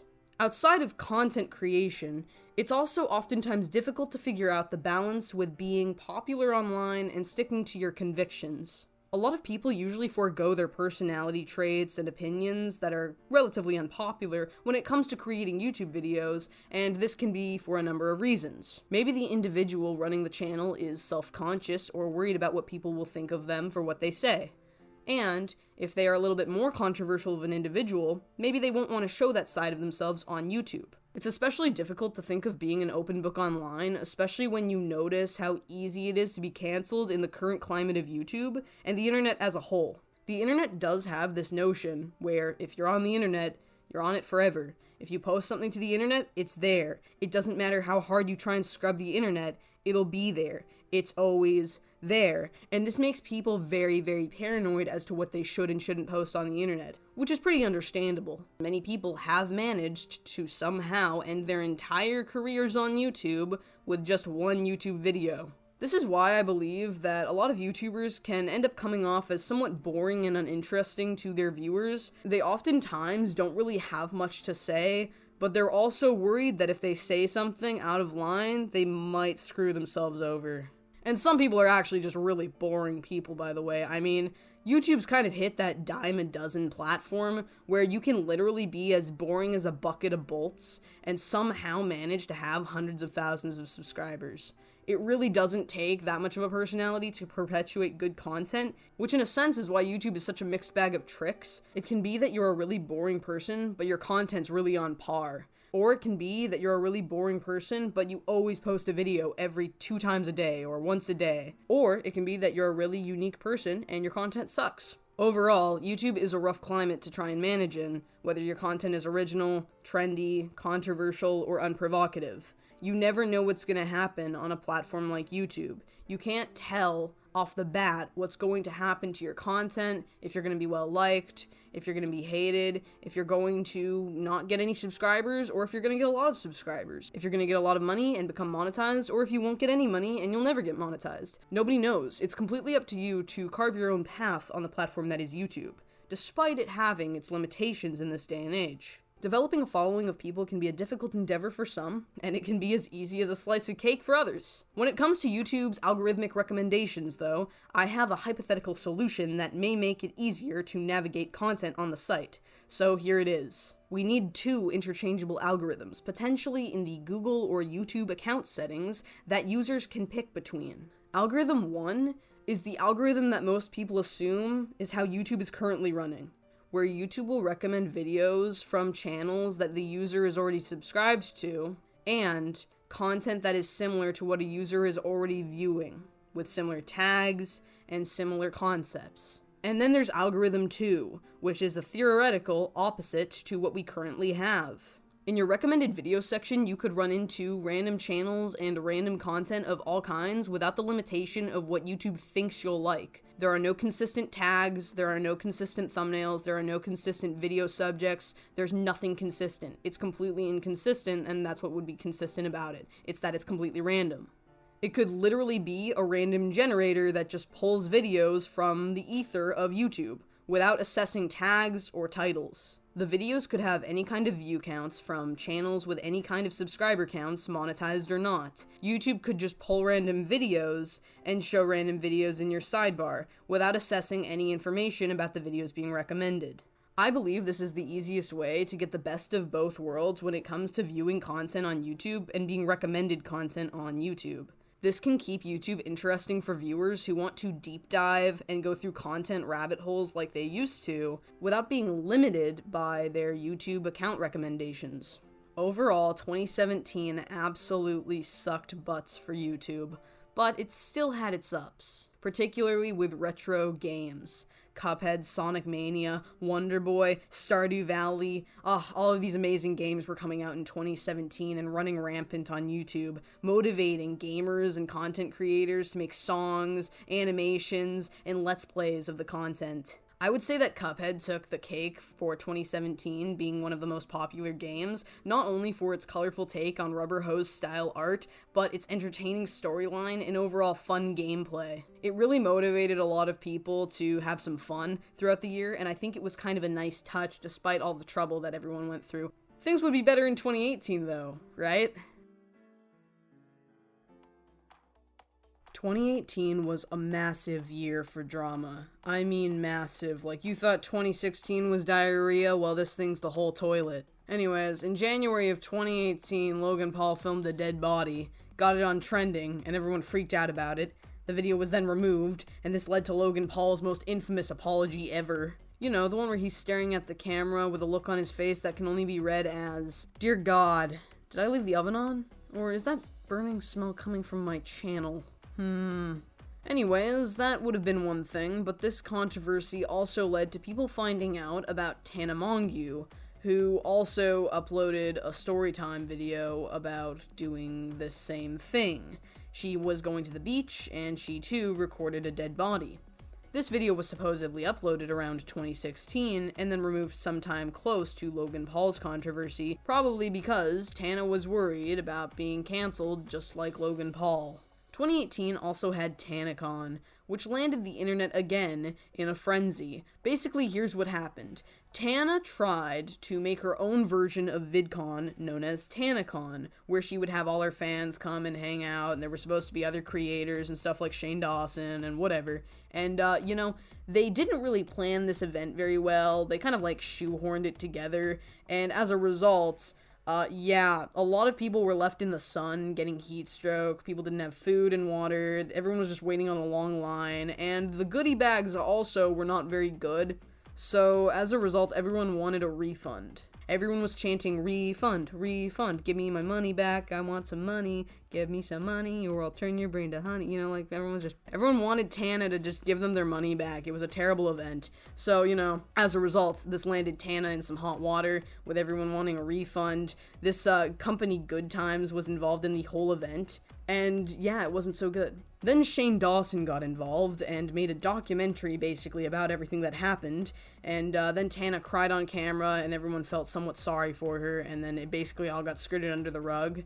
So, I don't know, it was just a dumb event. Tons of creators were angry and pointed out the scummy nature of this entire controversy, and it played as one of the biggest fails for 2018. During 2018, there was also the Jeffree Star Dramageddon controversy, which was basically just him and his friends trash-talking each other back and forth. There was the infamous Laura Lee apology, the Gabby DiMartino versus Sniper Wolf drama, the Kenza Cosmetics scandal that involved Gabby Hanna and other makeup YouTubers, and the disgusting case of Lion Maker. We also sadly witnessed the widely viewed as unjust termination of Mumkey Jones. Bless his soul. But worst of all, worse than any other controversy this year, was that we witnessed in 2018 the worst YouTube rewind in history. And yes, I did analyze all of the YouTube rewinds, not once, but about 3 times, because some of them were really good and other ones I had to make sure were really bad, just so that I could say they were truly, truly horrible, and 2018 was really, really bad. It was actually one of the worst things I've ever seen in my entire life. It wasn't real. It couldn't have been real. It wasn't canon. We will not treat it like it was canon. It was not there. Control Z, Control Z. Just press the Control Z button. We're going back to 2018 to stop this from happening. Seriously, if I could go back in time, it wouldn't be to stop anything bad historically from happening. It would just be to stop 2018's YouTube rewind from happening. By April of 2018, Google would end up releasing a new program known as Copyright Match, which was a more primitive version of Content ID that would be made available for YouTubers with over 100,000 subscribers. With Content Match, just like Content ID, a user is given a list of videos that have similar content in them to that of their own. And the user has the ability to look through these videos and assess if any of these videos from other people infringe on their copyright or fall under fair use. In respects to these similar videos, no action is taken until the copyright holder, aka the YouTuber, assesses whether the videos infringe on their copyright or not. If the video infringes on their copyright, the user can then file a DMCA takedown notice for the particular video. Or if they want to not take any action or give any strikes to channels, they can try contacting the re-uploader of their content instead to try and resolve the issue. It was made clear that any misuse of the copyright match tool by a user on the platform could result in them losing the privilege to use the copyright match tool. And this could also lead to their channel being terminated. So far, we haven't had any abuse that we know of with copyright match. And yes, so far, it looks to be that copyright match is only made available for individuals with over 100,000 subscribers. But in good time, there could be a change that's made for users with less subscribers to have a similar tool. Content match is also not yet made available for every single video on every single channel with 100,000 subscribers. It has its limitations. Hopefully in future, content match will be better developed and capable of being used by smaller creators. But in the meantime, we are given our limitations with this new YouTube tool. 2018 also marked changes for the YouTube Partner Program and its qualifications. You see, the YouTube Partner Program used to work for any channel as long as it had monetizable content on it, and as long as the channel applying was not already terminated from the YouTube Partner Program. Then in April of 2017, YouTube implemented a new review system for channels applying to the YouTube Partner Program. They also added the requirement of a channel needing at least 10,000 public channel views before it could be monetized. Then, in 2018, which is the year that we're currently on, even though I keep going back and forth, we're on 2018, guys, I promise. In 2018, this requirement for needing 10,000 public channel views was actually changed, so that instead, YouTubers would need 1,000 subscribers and 4,000 public watch hours. Those 4,000 public watch hours, by the way, need to be gathered within a 12-month period for a channel to be eligible for monetization, which is something I'll probably never hit. Now pity me and subscribe! No, but actually, people were not happy about this change. It was hard enough maintaining monetization on the platform in general, and now it was even harder to get it in the first place for small creators. This 4,000 watch hours and 1,000 subscriber goal is still the current monetization requirement that we have to this day. This 4,000 watch hour and 1,000 subscriber goal is really not impossible, but for some channels it is quite difficult, which I think is why so many people were upset with this change. It actually is a little bit more sensible in the case of certain channels to be monetized by the previous means. A lot of music channels do have very low subscriber counts, some actually under 1,000 subscribers, but they have high view counts based on the fact that some of their songs blow up. And if this is the case, sometimes monetizing a channel like that will be very difficult. But in a lot of other cases, you might get 1,000 subscribers very easily and then struggle with getting enough watch hours. It really just depends. Overall, people were not happy with the new decision made by YouTube, but it still stuck. 2019 introduced the warning before you get a strike system. So basically, before you get 3 strikes, if you are a non-offending YouTube channel and you get your very first strike, that strike will count as a warning strike and will not affect your channel negatively in any way whatsoever. But you can only have 1 warning strike per channel, and that warning will last forever. After that point of you getting your very first warning, you will not be warned anymore, and you will receive actual strikes on your channel if you break community guidelines. 2019 also had its share of dramas and controversies throughout the year. Here are some to name a few. The Fantastic Adventures controversy, the Olivia Jade College scandal, the Shane Dawson and his cat podcast controversy. There was also the David Dobrik, Trisha Paytas, and Tana Mongeau drama. The Ace family drama, where when at the mall, they would buy their daughter a phallically shaped lollipop. This resulted in them not vlogging for about a month, and then going back to YouTube, apology video free, might I add. They justified the situation by saying their daughter would have stolen the lollipop if they didn't buy it for her, but people quickly pointed out that the fact that she was even in a store with such inappropriate things to begin with was a problem. Then, the Ace family allegedly staged a robbery to take their eyes off of the controversy. There was the Jaclyn Hill cosmetics scandal and fail, where her new makeup release was lumpy and furry. She offered refunds and assured that it was a manufacturing error and not that the lipstick was tainted, but a lot of people didn't believe that. There was the James Charles and Tati Westbrook drama, which led to the infamous video "Bye Sister," which resulted in YouTube having to remove live subscriber counts, and on top of that, change to a 3-digit subscriber count. And the assumption here is that YouTube removed this live count to prevent people from having subscriber loss live streams, where people would live stream channels flopping in subscribers after controversies. There was the KSI versus Deji sibling drama, more YouTube copyright claim exploitation, the Kylie Jenner walnut face scrub drama, the PewDiePie donation switch that made people mad, the Daniel Cohen drama.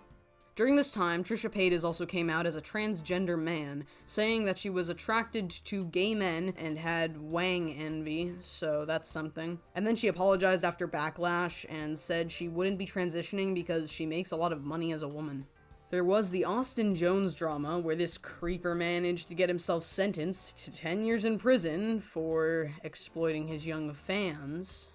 There was the Romeo Lacoste drama, where he too was caught inappropriately messaging underage girls. There was the Emma Chamberlain Paris Fashion Week drama, where she was invited to Paris Fashion Week, and people were really upset about it because she wasn't considered a fashion YouTuber. And this is barely a drama, she was just invited to Paris Fashion Week, and then people were upset about it, so whatever. There was the Jake Paul house party scandal, but we don't know much about it because everyone signed NDAs. There was the Pro Jared situation, PewDiePie versus T-Series, Jake Paul versus Cody Ko, JoJo Siwa and her asbestos makeup scandal, Cole Kerrigan exposing the Ace family, Bratele quitting YouTube, and Tana Mongeau got fake married to Jake Paul and they made beautiful money together. A rapper bought Hell Michigan and changed it to Gay Hell for pride.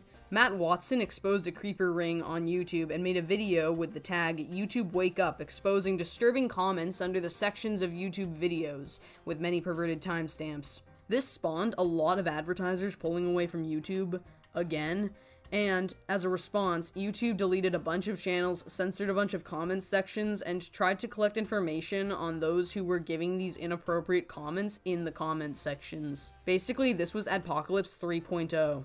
Matt Watson was then called out by various YouTubers who believed he was exploiting the situation by making a video on the topic instead of going straight to YouTube and resolving things privately. I think a lot of people were upset not just because of the potential exploitation of this touchy situation, but also because it jolted the adpocalypse again. Anyways, there was a lot of drama in 2019. The terms of service and community guidelines in 2019 were nothing that we didn't already know. But despite this, there were still changes made to how YouTube was enforcing their community guidelines. Given the previous controversies that had piled up over the years, and even just the ones that were occurring during 2019, advertisers were more apprehensive than ever to remain on the platform. As a result of these skittish advertisers, YouTube would start cracking down heavily, even more so than usual, on channels about what content they could and could not promote and monetize on their platform. Remember, you may not always see a change in how YouTube's community guidelines or their terms of service are written to see a change in the platform as a whole. YouTube is constantly changing its system and always tweaks things to see what works best for their platform. They want things to work optimally so that they can have stable income streams, and if that means cracking down on content creation, that's what they'll do, community guidelines or not. When it comes to YouTube's community guidelines and how it reacts to various forms of content over the years, there's a definite pattern that takes place. And that is, with controversy comes action. Whether the controversy is at the fault of YouTubers or YouTube itself, it doesn't matter. Action always ensues after a bout of controversy so that YouTube can try and save what little advertising it might have at the time. YouTube usually responds to controversy in one or more of the following ways: by releasing statements, changing advertising methods, terminating channels, removing and age-restricting content, and by giving out strikes.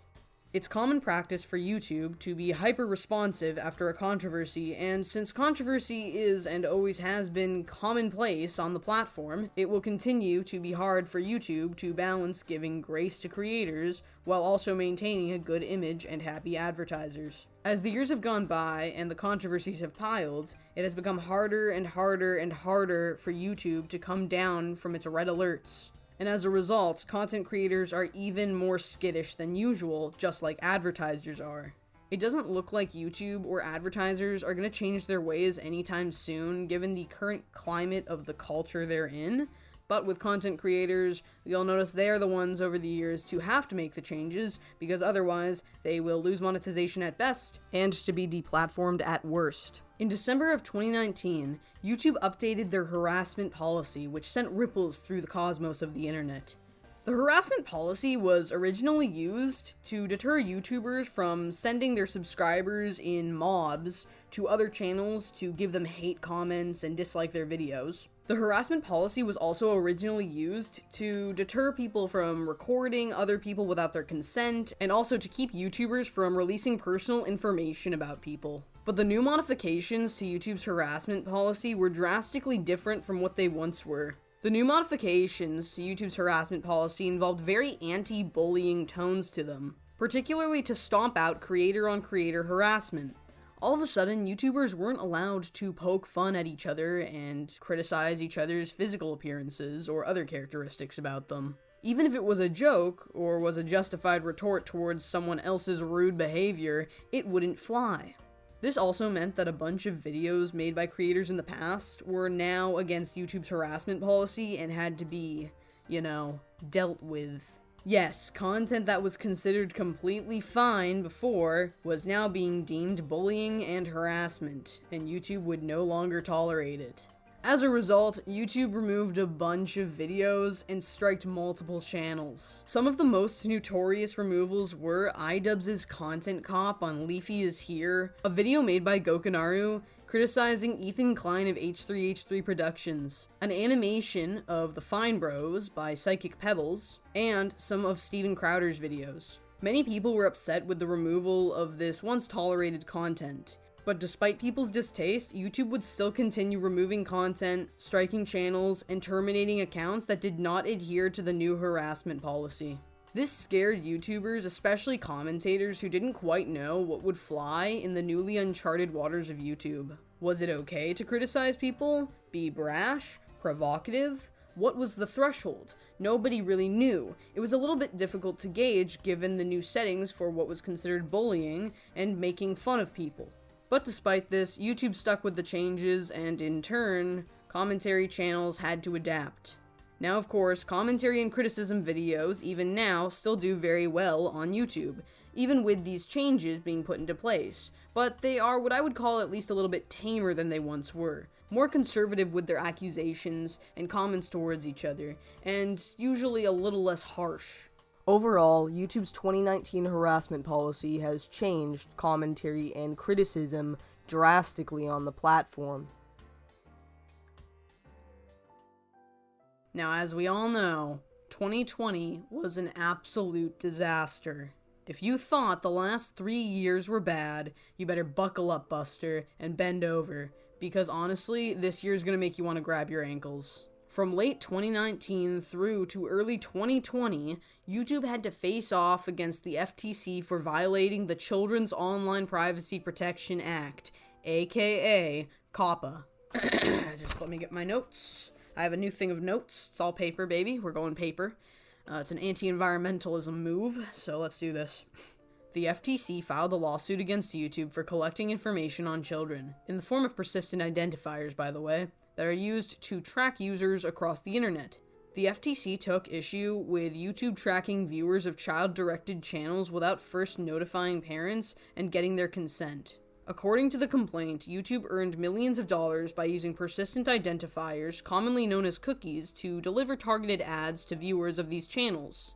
And according to the FTC, the Children's Online Privacy Protection Act, aka COPPA, requires that all child-directed websites and online services provide notice of their information practices and obtain parental consent prior to collecting personal information from children under the age of 13, including the use of persistent identifiers to track a user's internet browsing habits for targeted ads. Third parties such as advertising networks and channels are also subject to COPPA. According to the FTC chairman, Joe Simmons, YouTube touted its popularity with children to prospective corporate clients, yet, when it came to complying with COPPA, the company refused to acknowledge that portions of its platform were clearly directed to kids. There's no excuse for YouTube's violations of the law. YouTube allows Google account holders, including large commercial entities, to create channels to display their content. According to the complaint, eligible channel owners can choose to monetize their channels by allowing YouTube to serve behaviorally targeted ads which generate revenue for both the channel owner and for YouTube. Both the FTC and New York Attorney General allege that while YouTube claimed to be a completely general audience site, some of the individual channels, such as those operated by toy companies, are child-directed and therefore must comply with COPPA. The complaint notes that YouTube knew that their platform had numerous child-directed channels. For example, according to the complaint, YouTube told Mattel, makers of Barbie and Monster High toys, that YouTube is today's leader in reaching children ages 6 to 11 against top TV channels, and told Hasbro, the makers of My Little Pony and Play-Doh, that YouTube is the #1 website regularly visited by kids. Several channel owners informed YouTube and Google that their content was directed at children. In other instances, YouTube's own content rating system identified content as directed at kids. In addition, according to the complaint, YouTube manually reviewed children's content from its platform to feature on its YouTube Kids app. Despite this knowledge of channels directed to kids on their platform, YouTube served targeted ads to these channels as well. According to the complaint, YouTube even told one advertising company that it did not have users younger than 13 on its platform, and therefore channels on its platform did not have anything to do with complying with COPPA. And as a result of this entire situation, this lawsuit that YouTube was facing between the FTC and New York, YouTube, and therefore Google, paid a record $170 million for the alleged violations of COPPA. This settlement required that YouTube pay $136 million to the FTC and $34 million to New York. In addition to the $170 million penalty, the proposed settlement also required that Google and YouTube develop, implement, and maintain a system that permits channel owners to identify their content as directed at kids or not, and therefore complies with COPPA. In addition, YouTube must notify channel owners that their child-directed content may be subject to COPPA rules. YouTube must also provide annual training about complying with COPPA for employees who deal with YouTube channel owners. The settlement also prohibits Google and YouTube from violating COPPA and requires them to provide notice about their data practices and obtain verifiable parental consent before collecting personal information from children. The result of this FTC versus YouTube situation was that YouTube ended up paying out its obligated fees and supposedly provided yearly training for its employees on how to adhere to COPPA. But YouTube also designed and implemented a checkbox system for videos and channels to be marked as either made for kids or not for kids, to get channels on YouTube to also adhere to COPPA. If a channel or video was deemed made for kids, then YouTube would not put any targeted ads on the video, and as a result, the video would not bring in nearly as much ad revenue. Videos that were also made for kids would not be able to be utilized on YouTube's mini player, and they also would make it so that you could not access a comments section. But the real problem was that nobody knew what YouTube or the FTC meant by made for kids. You see, YouTube made it pretty clear that they couldn't really legally advise anyone on how to mark their content, whether it was made for kids or not, and the FTC didn't really help with some of these issues either. One issue was the somewhat subjective criteria for what could determine if your content was directed towards kids or not. And although the FTC did try to assure that they weren't just going to randomly target channels with kid themes in them, or video games, or animations, or things that could be deemed childlike in terms of their theme, creators were still worried that their channels would be targeted by the FTC and by YouTube. The FTC also put out statements warning about fines for users who did not comply with COPPA. Some of these fines could go as high as $42,530 per video. There were multiple videos put up by YouTube explaining the changes occurring, but there was a lack of understanding as to what content was still considered made for kids and what content wasn't. People were worried because there was a level of subjectiveness that came with assessing whether their channels were made for kids or not. People didn't quite know, and people didn't understand that just because you had a cartoon character or an animator or an artist doing something that could be watched by kids, technically didn't mean that the channel was made for kids. People had a lot of issues, a lot of commentators, pranksters, Jake Paulers, really it was all over the place. There was mass hysteria. Channels were self-deleting. Movie reviewers, artists, animators, and everyone in between was freaking out, and nobody wanted to get fined, because fines suck. So as a result, everyone squirmed around like a bunch of little worms, freaking out about everything. Understandably so, because they weren't really well informed. And the FTC and YouTube didn't make this really easy on them either. I mean, some of the weird legal talk really made things vague to the public eye. YouTube put out some informative videos that just made people slightly more confused and angry, and the FTC talked about shooting fish in a barrel. So overall, nobody really knew what was going on, and it was a giant mess. Now, reasonably, this entire situation was not the fault of the FTC, as disliked as they are. This was actually the fault of YouTube. They were the ones collecting data on kids and cockily boasting about it to advertisers. They were the ones who got caught by the FTC and were subsequently put under fire for breaking the law, and they were the ones responsible for implementing a system to repair their wrongdoing. This entire situation had people freaking out about where their content fell on the COPPA to not COPPA scale. And even when people had determined whether or not their channels were intended for children, there were still problems. There were glitches galore. YouTube's automated system at the time had begun marking certain channels and videos as being made for kids when they were not actually made for kids. There was something going on with YouTube's automated system whenever it would see anything to do with a kids show or Nintendo-based content. YouTube's automated system was kind of freaking out, thinking that it was inappropriate kids content because it had kid themes. This didn't just lead to channels like Leonhardt being labeled as just for kids, but this also led to other creator content being removed from YouTube because of its tags and titles having kid themes. You see, when you have a kid theme on a non-kids channel,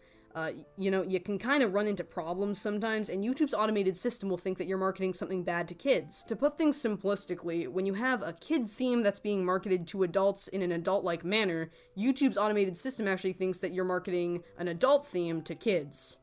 A very good example of this was the SpongeBob anime.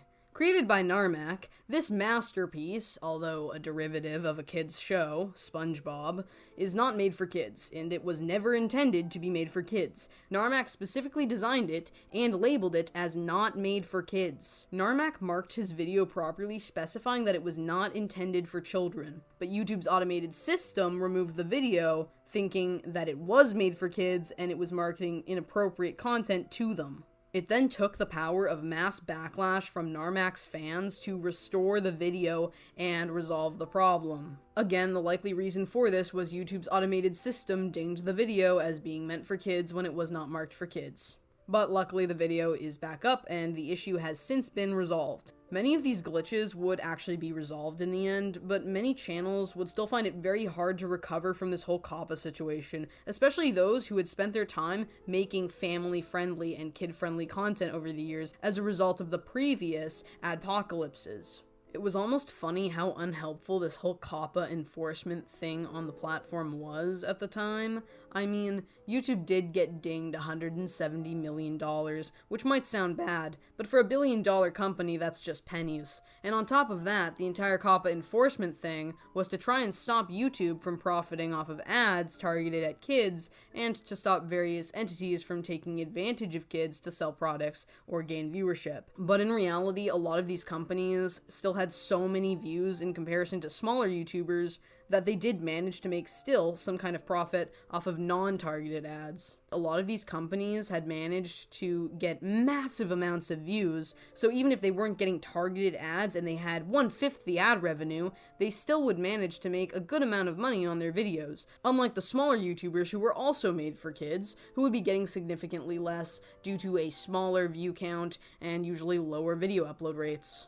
Now, to be fair, I do believe that the main targets that the FTC had in mind for this change and this COPPA enforcement was foreign companies and Elsa Gators. These individuals were profiting heavily off of content that was either heavily advertised to kids or was deemed unsuitable for their viewership. And I believe that those were the actual individuals that the FTC was trying to target. The FTC didn't seem to be going after gamers or artists or animators or designers. They mainly seemed to have a focus more on companies that were trying to take advantage of young viewers. And we didn't see any infamous fines either. This entire situation was also incredibly ironic as well. YouTube had really been pushing for family and kid-friendly content on their platform before this whole COPPA thing went down, mainly due to the advertising issues it faced and the adpocalypse problems. People didn't really know what to do after the COPPA situation because previously YouTube had pushed and pushed and pushed for them to make their content more kid-friendly, more family-friendly, more for everyone. And then suddenly, another scoop was taken out of this pot, and we weren't allowed to be making kids content either. People didn't really know what YouTube wanted channels to do to maintain monetization anymore, because YouTube had previously been pushing, do family-friendly content, we want family-friendly content, and then, oh, don't make it too family-friendly, guys, don't make it directed at kids, don't direct it to kids, you gotta kind of be in the middle here. It was really difficult for people to gauge. COPPA really showed the instability of content direction on the platform. What could people do? You weren't supposed to be making content that was too edgy, but at the same time, you weren't supposed to be targeting kids either because that was against the COPPA guidelines and therefore would make you a lot less money. So how were you supposed to make money on YouTube?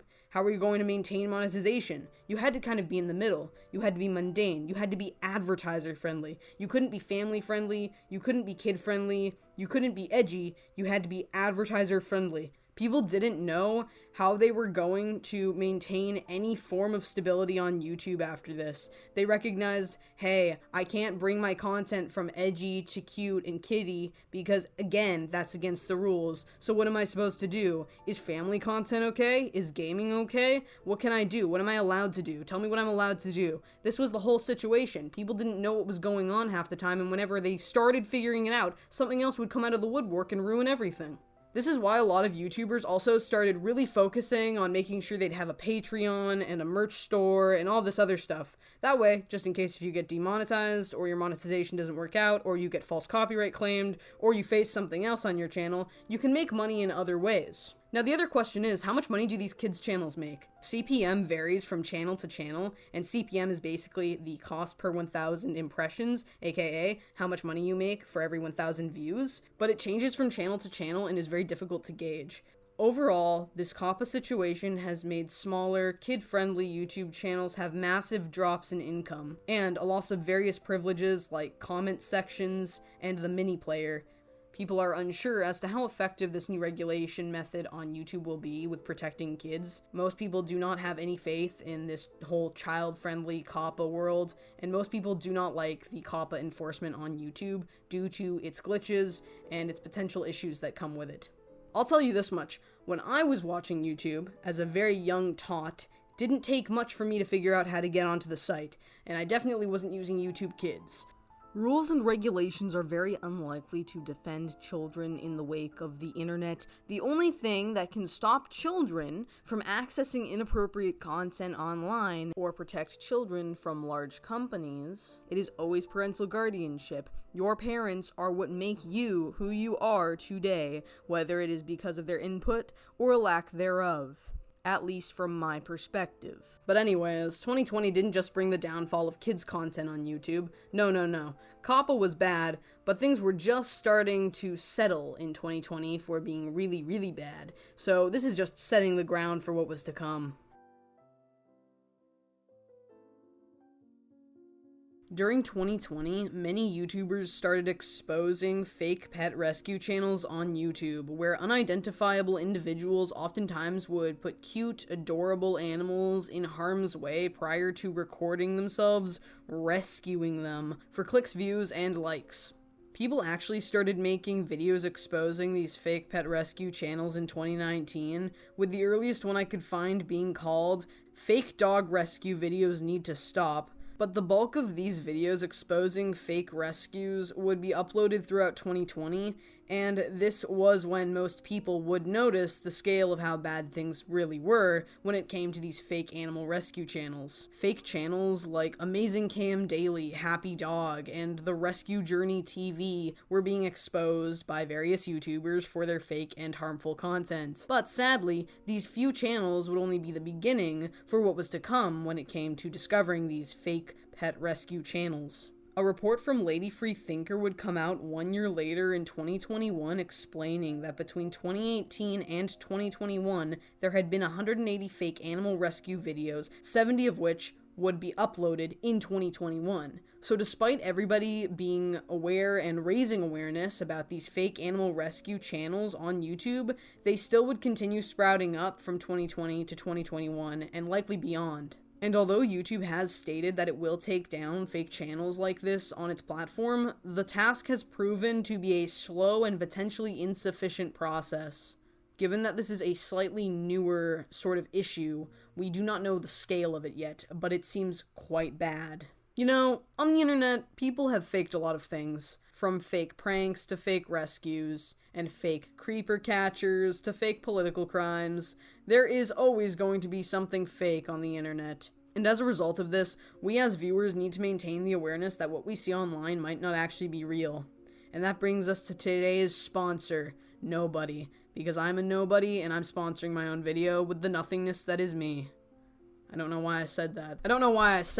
But it's a thing now, so I guess I need to start a sponsorship company. I'm ready to start sponsoring all of you fellow creators with the blessing that is me. Hopefully when it comes to combating these fake rescue channels, we can spread some awareness about what's going on so that they don't pose as much of a threat, but it's still incredibly unfortunate for the animals that will be suffering as a result of the greed and disgusting actions of other people. Perhaps YouTube will add some sort of regulation for rescue channels in general in future, or perhaps not. Either way, this battle has not yet been won nor lost, so we must keep on fighting in respects to this, remain vigilant, and be aware that these fake channels are still out there. Anyways, if you're worried about verifying the efficacy of a lot of these channels, do background checks and look into the legitimacies or the illegitimacies of these individuals, channels, and organizations. It wouldn't be 2020 if I didn't mention So Young, a mukbang YouTuber who too made light of animal exploitation for views, money, and clicks. Her content iconically showcased her with a false sense of horror at handling live sea creatures, and overall she would, whether intentionally or not, bring some level of suffering to them before she disposed of them for her various mukbangs. Now, I am not here to verify her intentions when it comes to how she treated the animals. I'm just here to say that a lot, and I mean a lot of YouTubers were talking about this. From pet YouTubers to commentators to vegans, everyone was talking about the So Young situation and how she was being a terrible influencer on her audience of whoever was watching her. She still maintains a fanbase who support her, and not all of her mukbangs actually involve eating live sea creatures, but this is what she's iconic for, and it's left a bitter taste in the mouths of many. At best, many would call her actions ignorant, to say the least, towards her handling of what I guess she would call food. Living, writhing, squiggling, gasping for breath food.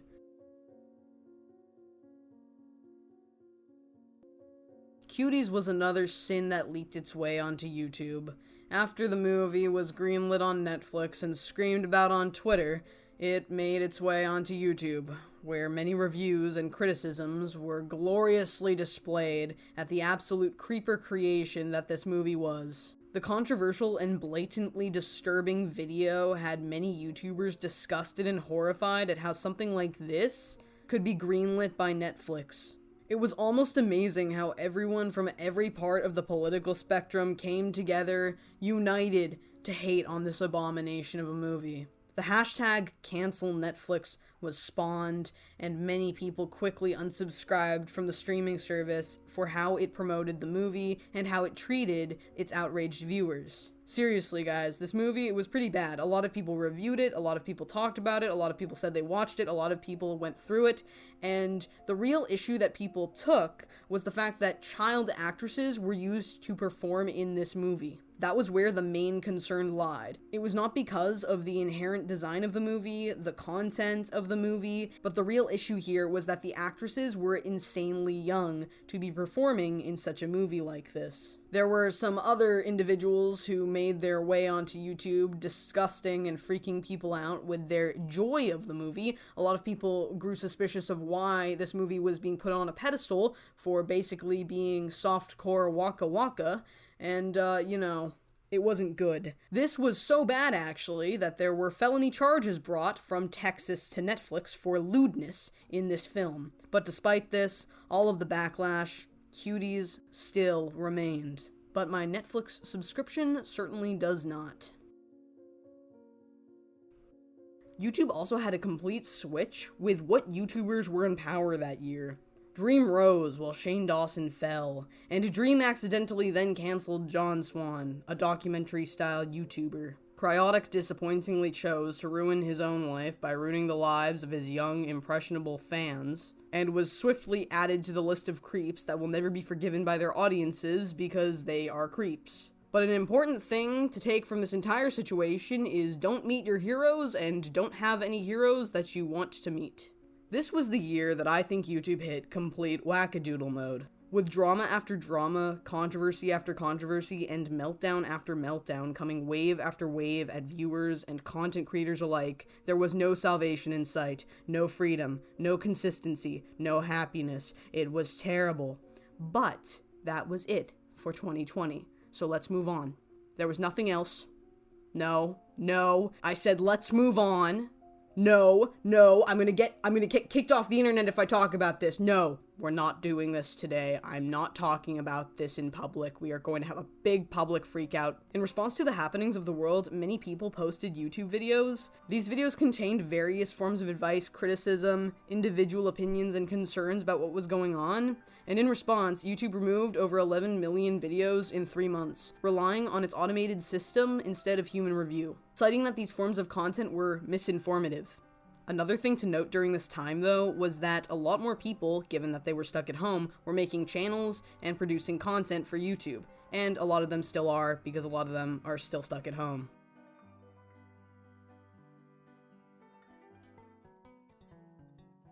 The 2020 election was also a thing, and it wasn't so great. Like, in general, it was pretty bad. I don't think anyone was really happy with how things turned out, and anyone who was is now not happy about how things have turned out, so oopsie daisy. But anyways, even if everyone was happy, YouTube wasn't happy, because a lot of people were again posting what would be considered misinformation. In 2020, YouTube made 2 modifications to their community guidelines about the current happenings of the world. One being for the 2020 election, and the other being for the other thing. So we were in a very misinformative time, I suppose.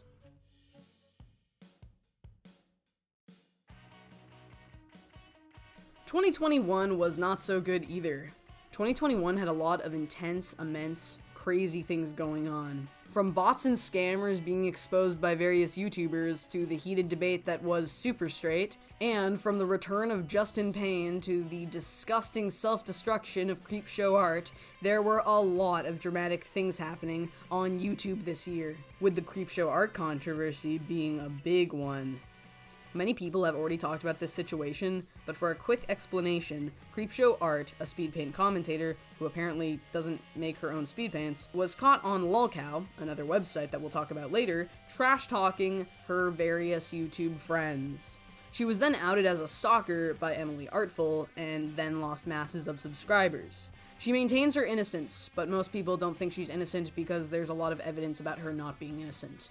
We also witnessed the failure of Prisonmate Luke's channel, who was another commentator, and the main reason for him falling apart was that he would just give misinformation in his videos, and some people were smart enough to point it out, and then other people started unsubscribing from him. You also had the Frenemies podcast by Ethan Klein of H3H3 with the co-host Trisha Paytas, and those two kind of were good for a while, and then they split apart. You had VTubers getting mad at PewDiePie because PewDiePie was trying out the VTuber style and they got mad about him ripping them off, even though he can do whatever he wants with his channel. If you don't know what a VTuber is, it's just somebody who uses an animated sprite as their face cam instead of their typical face. You had the self-destruction of Gabby Hanna. You also have the drama between Keemstar and Ethan Klein of H3H3 Productions. You had James Charles in another minor scandal. Haha, pun. Oh, that's a bad pun too. You should tell that to your parents. Don't tell that to your parents.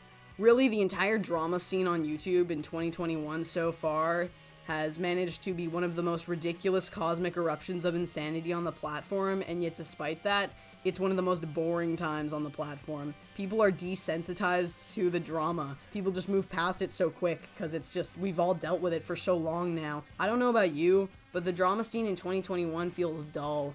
Then again, we also did have the Reddit GameStop stock market insanity that resulted in a bunch of legal trouble for those involved, and we also witnessed at this time the Free Britney movement. So I'm just being stupid. There is a lot of drama, and it's just so much that I can't even understand what's going on anymore.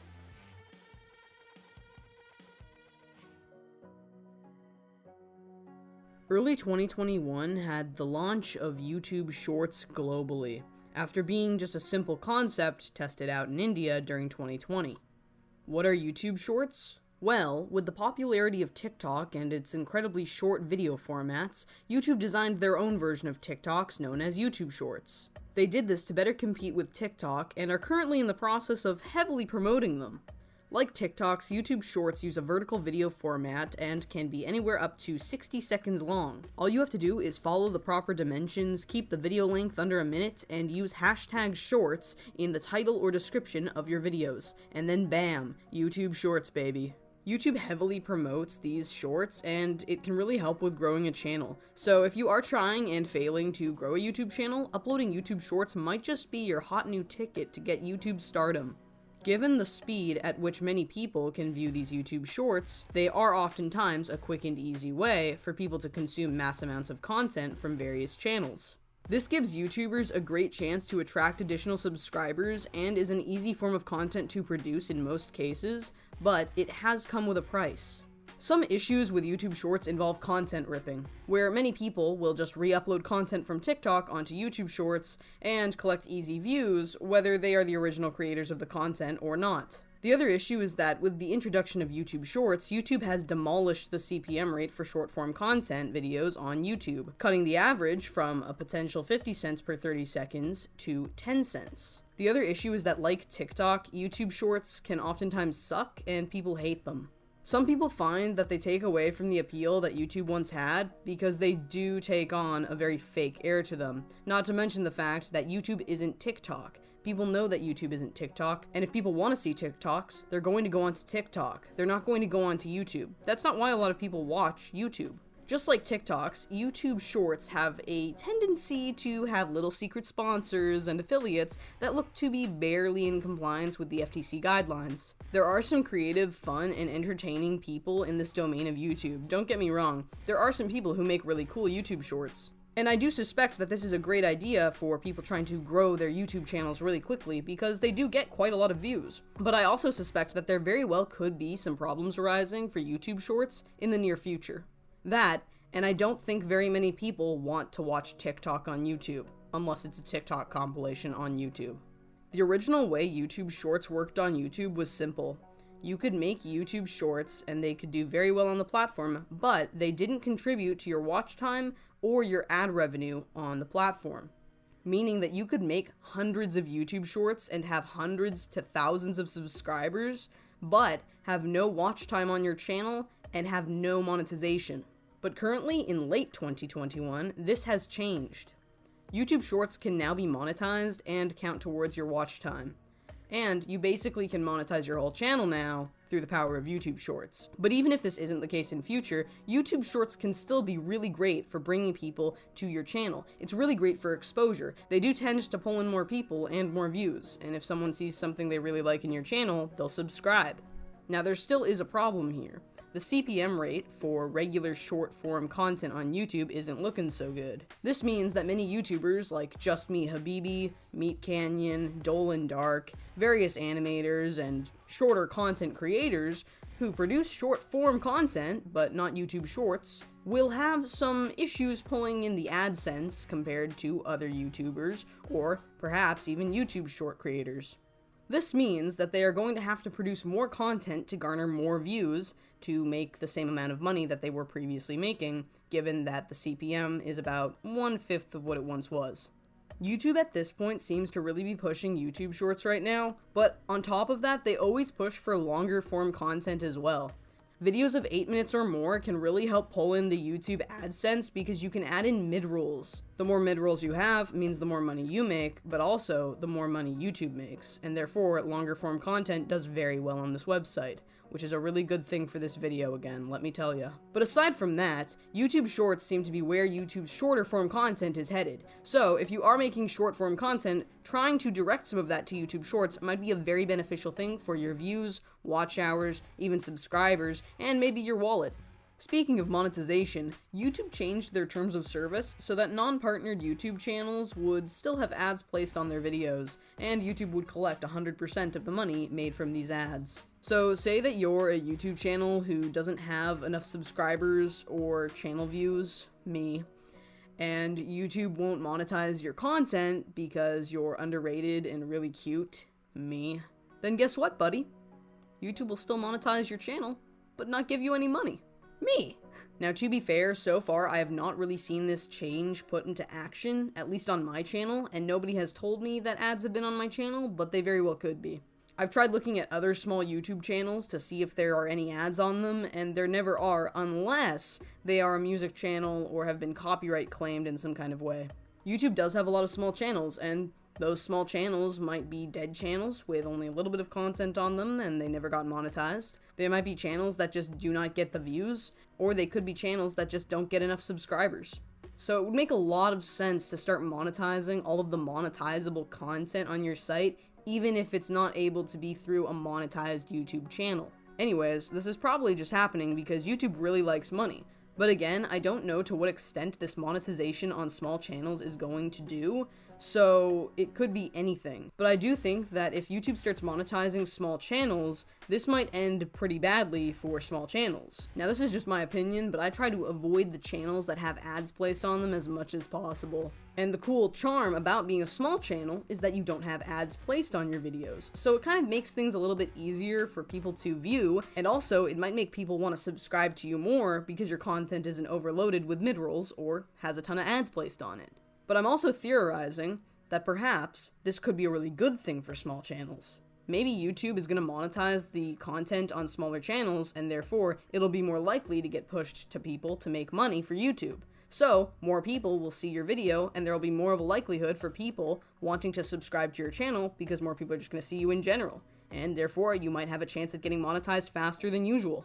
Again, I'm not really too sure yet. Things are very new right now, but when we find out, it's going to be incredibly fascinating to see who gets pushed, who gets boosted, how this affects smaller content creators, and it's actually kind of exciting even though we don't know the outcome yet.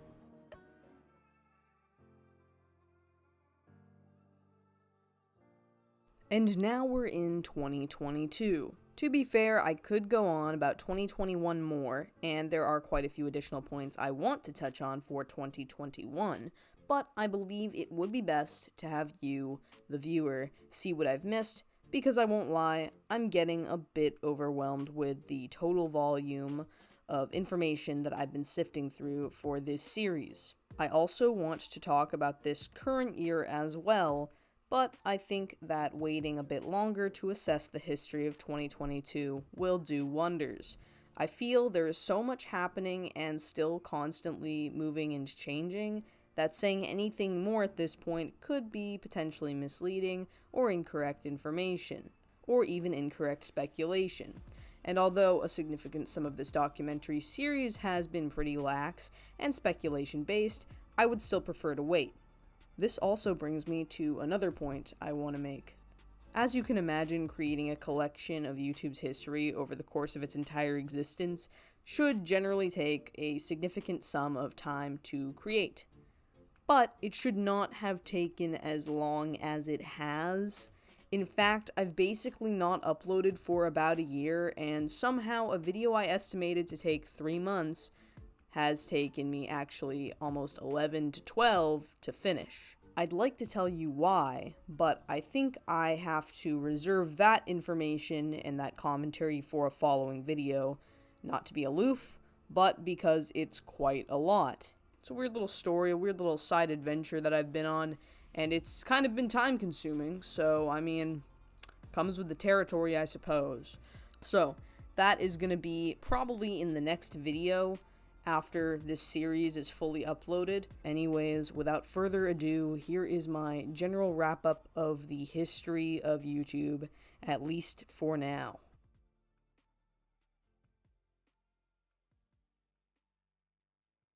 Since its debut in 2005, YouTube has had a lot of ups and a lot of downs over the years. But there is one overarching theme that I've noticed while researching for this video. I think YouTube needs to change for how it treats content creators on its platform.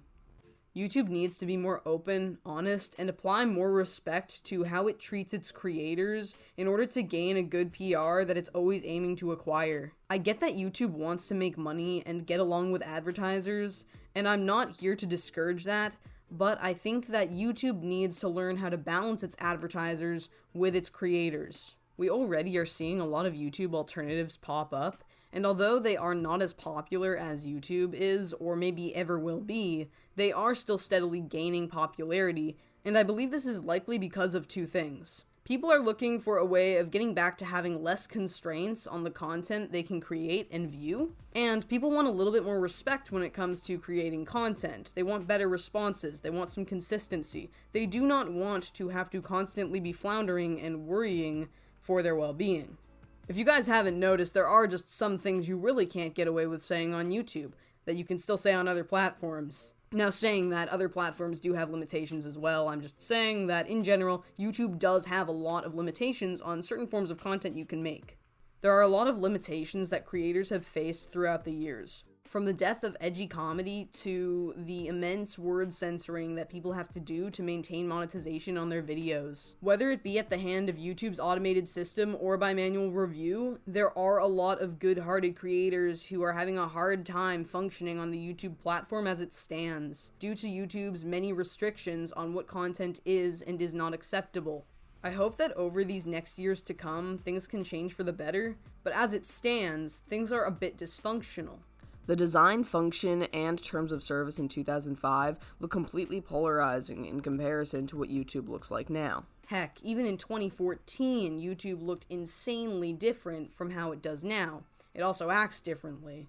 And part of this is because of not just YouTube, but the internet and the world as a whole, because those things have also changed over time. It's not just YouTube, but I think there are things that can be improved on YouTube exclusively to benefit creators and viewers alike, without advertisers and PR going down the toilet. So that was the video. If you want to support me, check me out on Patreon. But anyways, tell me what you guys thought in the comments below, because I love reading your guys' comments, honestly. It's pretty fun. But then on top of that, if I missed anything, totally comment that as well, and I'll check it out, because I know that I didn't get everything in the video. I know I missed things. I definitely missed things, but I tried to get as much packed into this sardine can of a video as possible. And also, if you want to like and subscribe, then that's cool. So anyways, thank you so much for watching, my friends. I hope you all enjoyed. It has been lovely.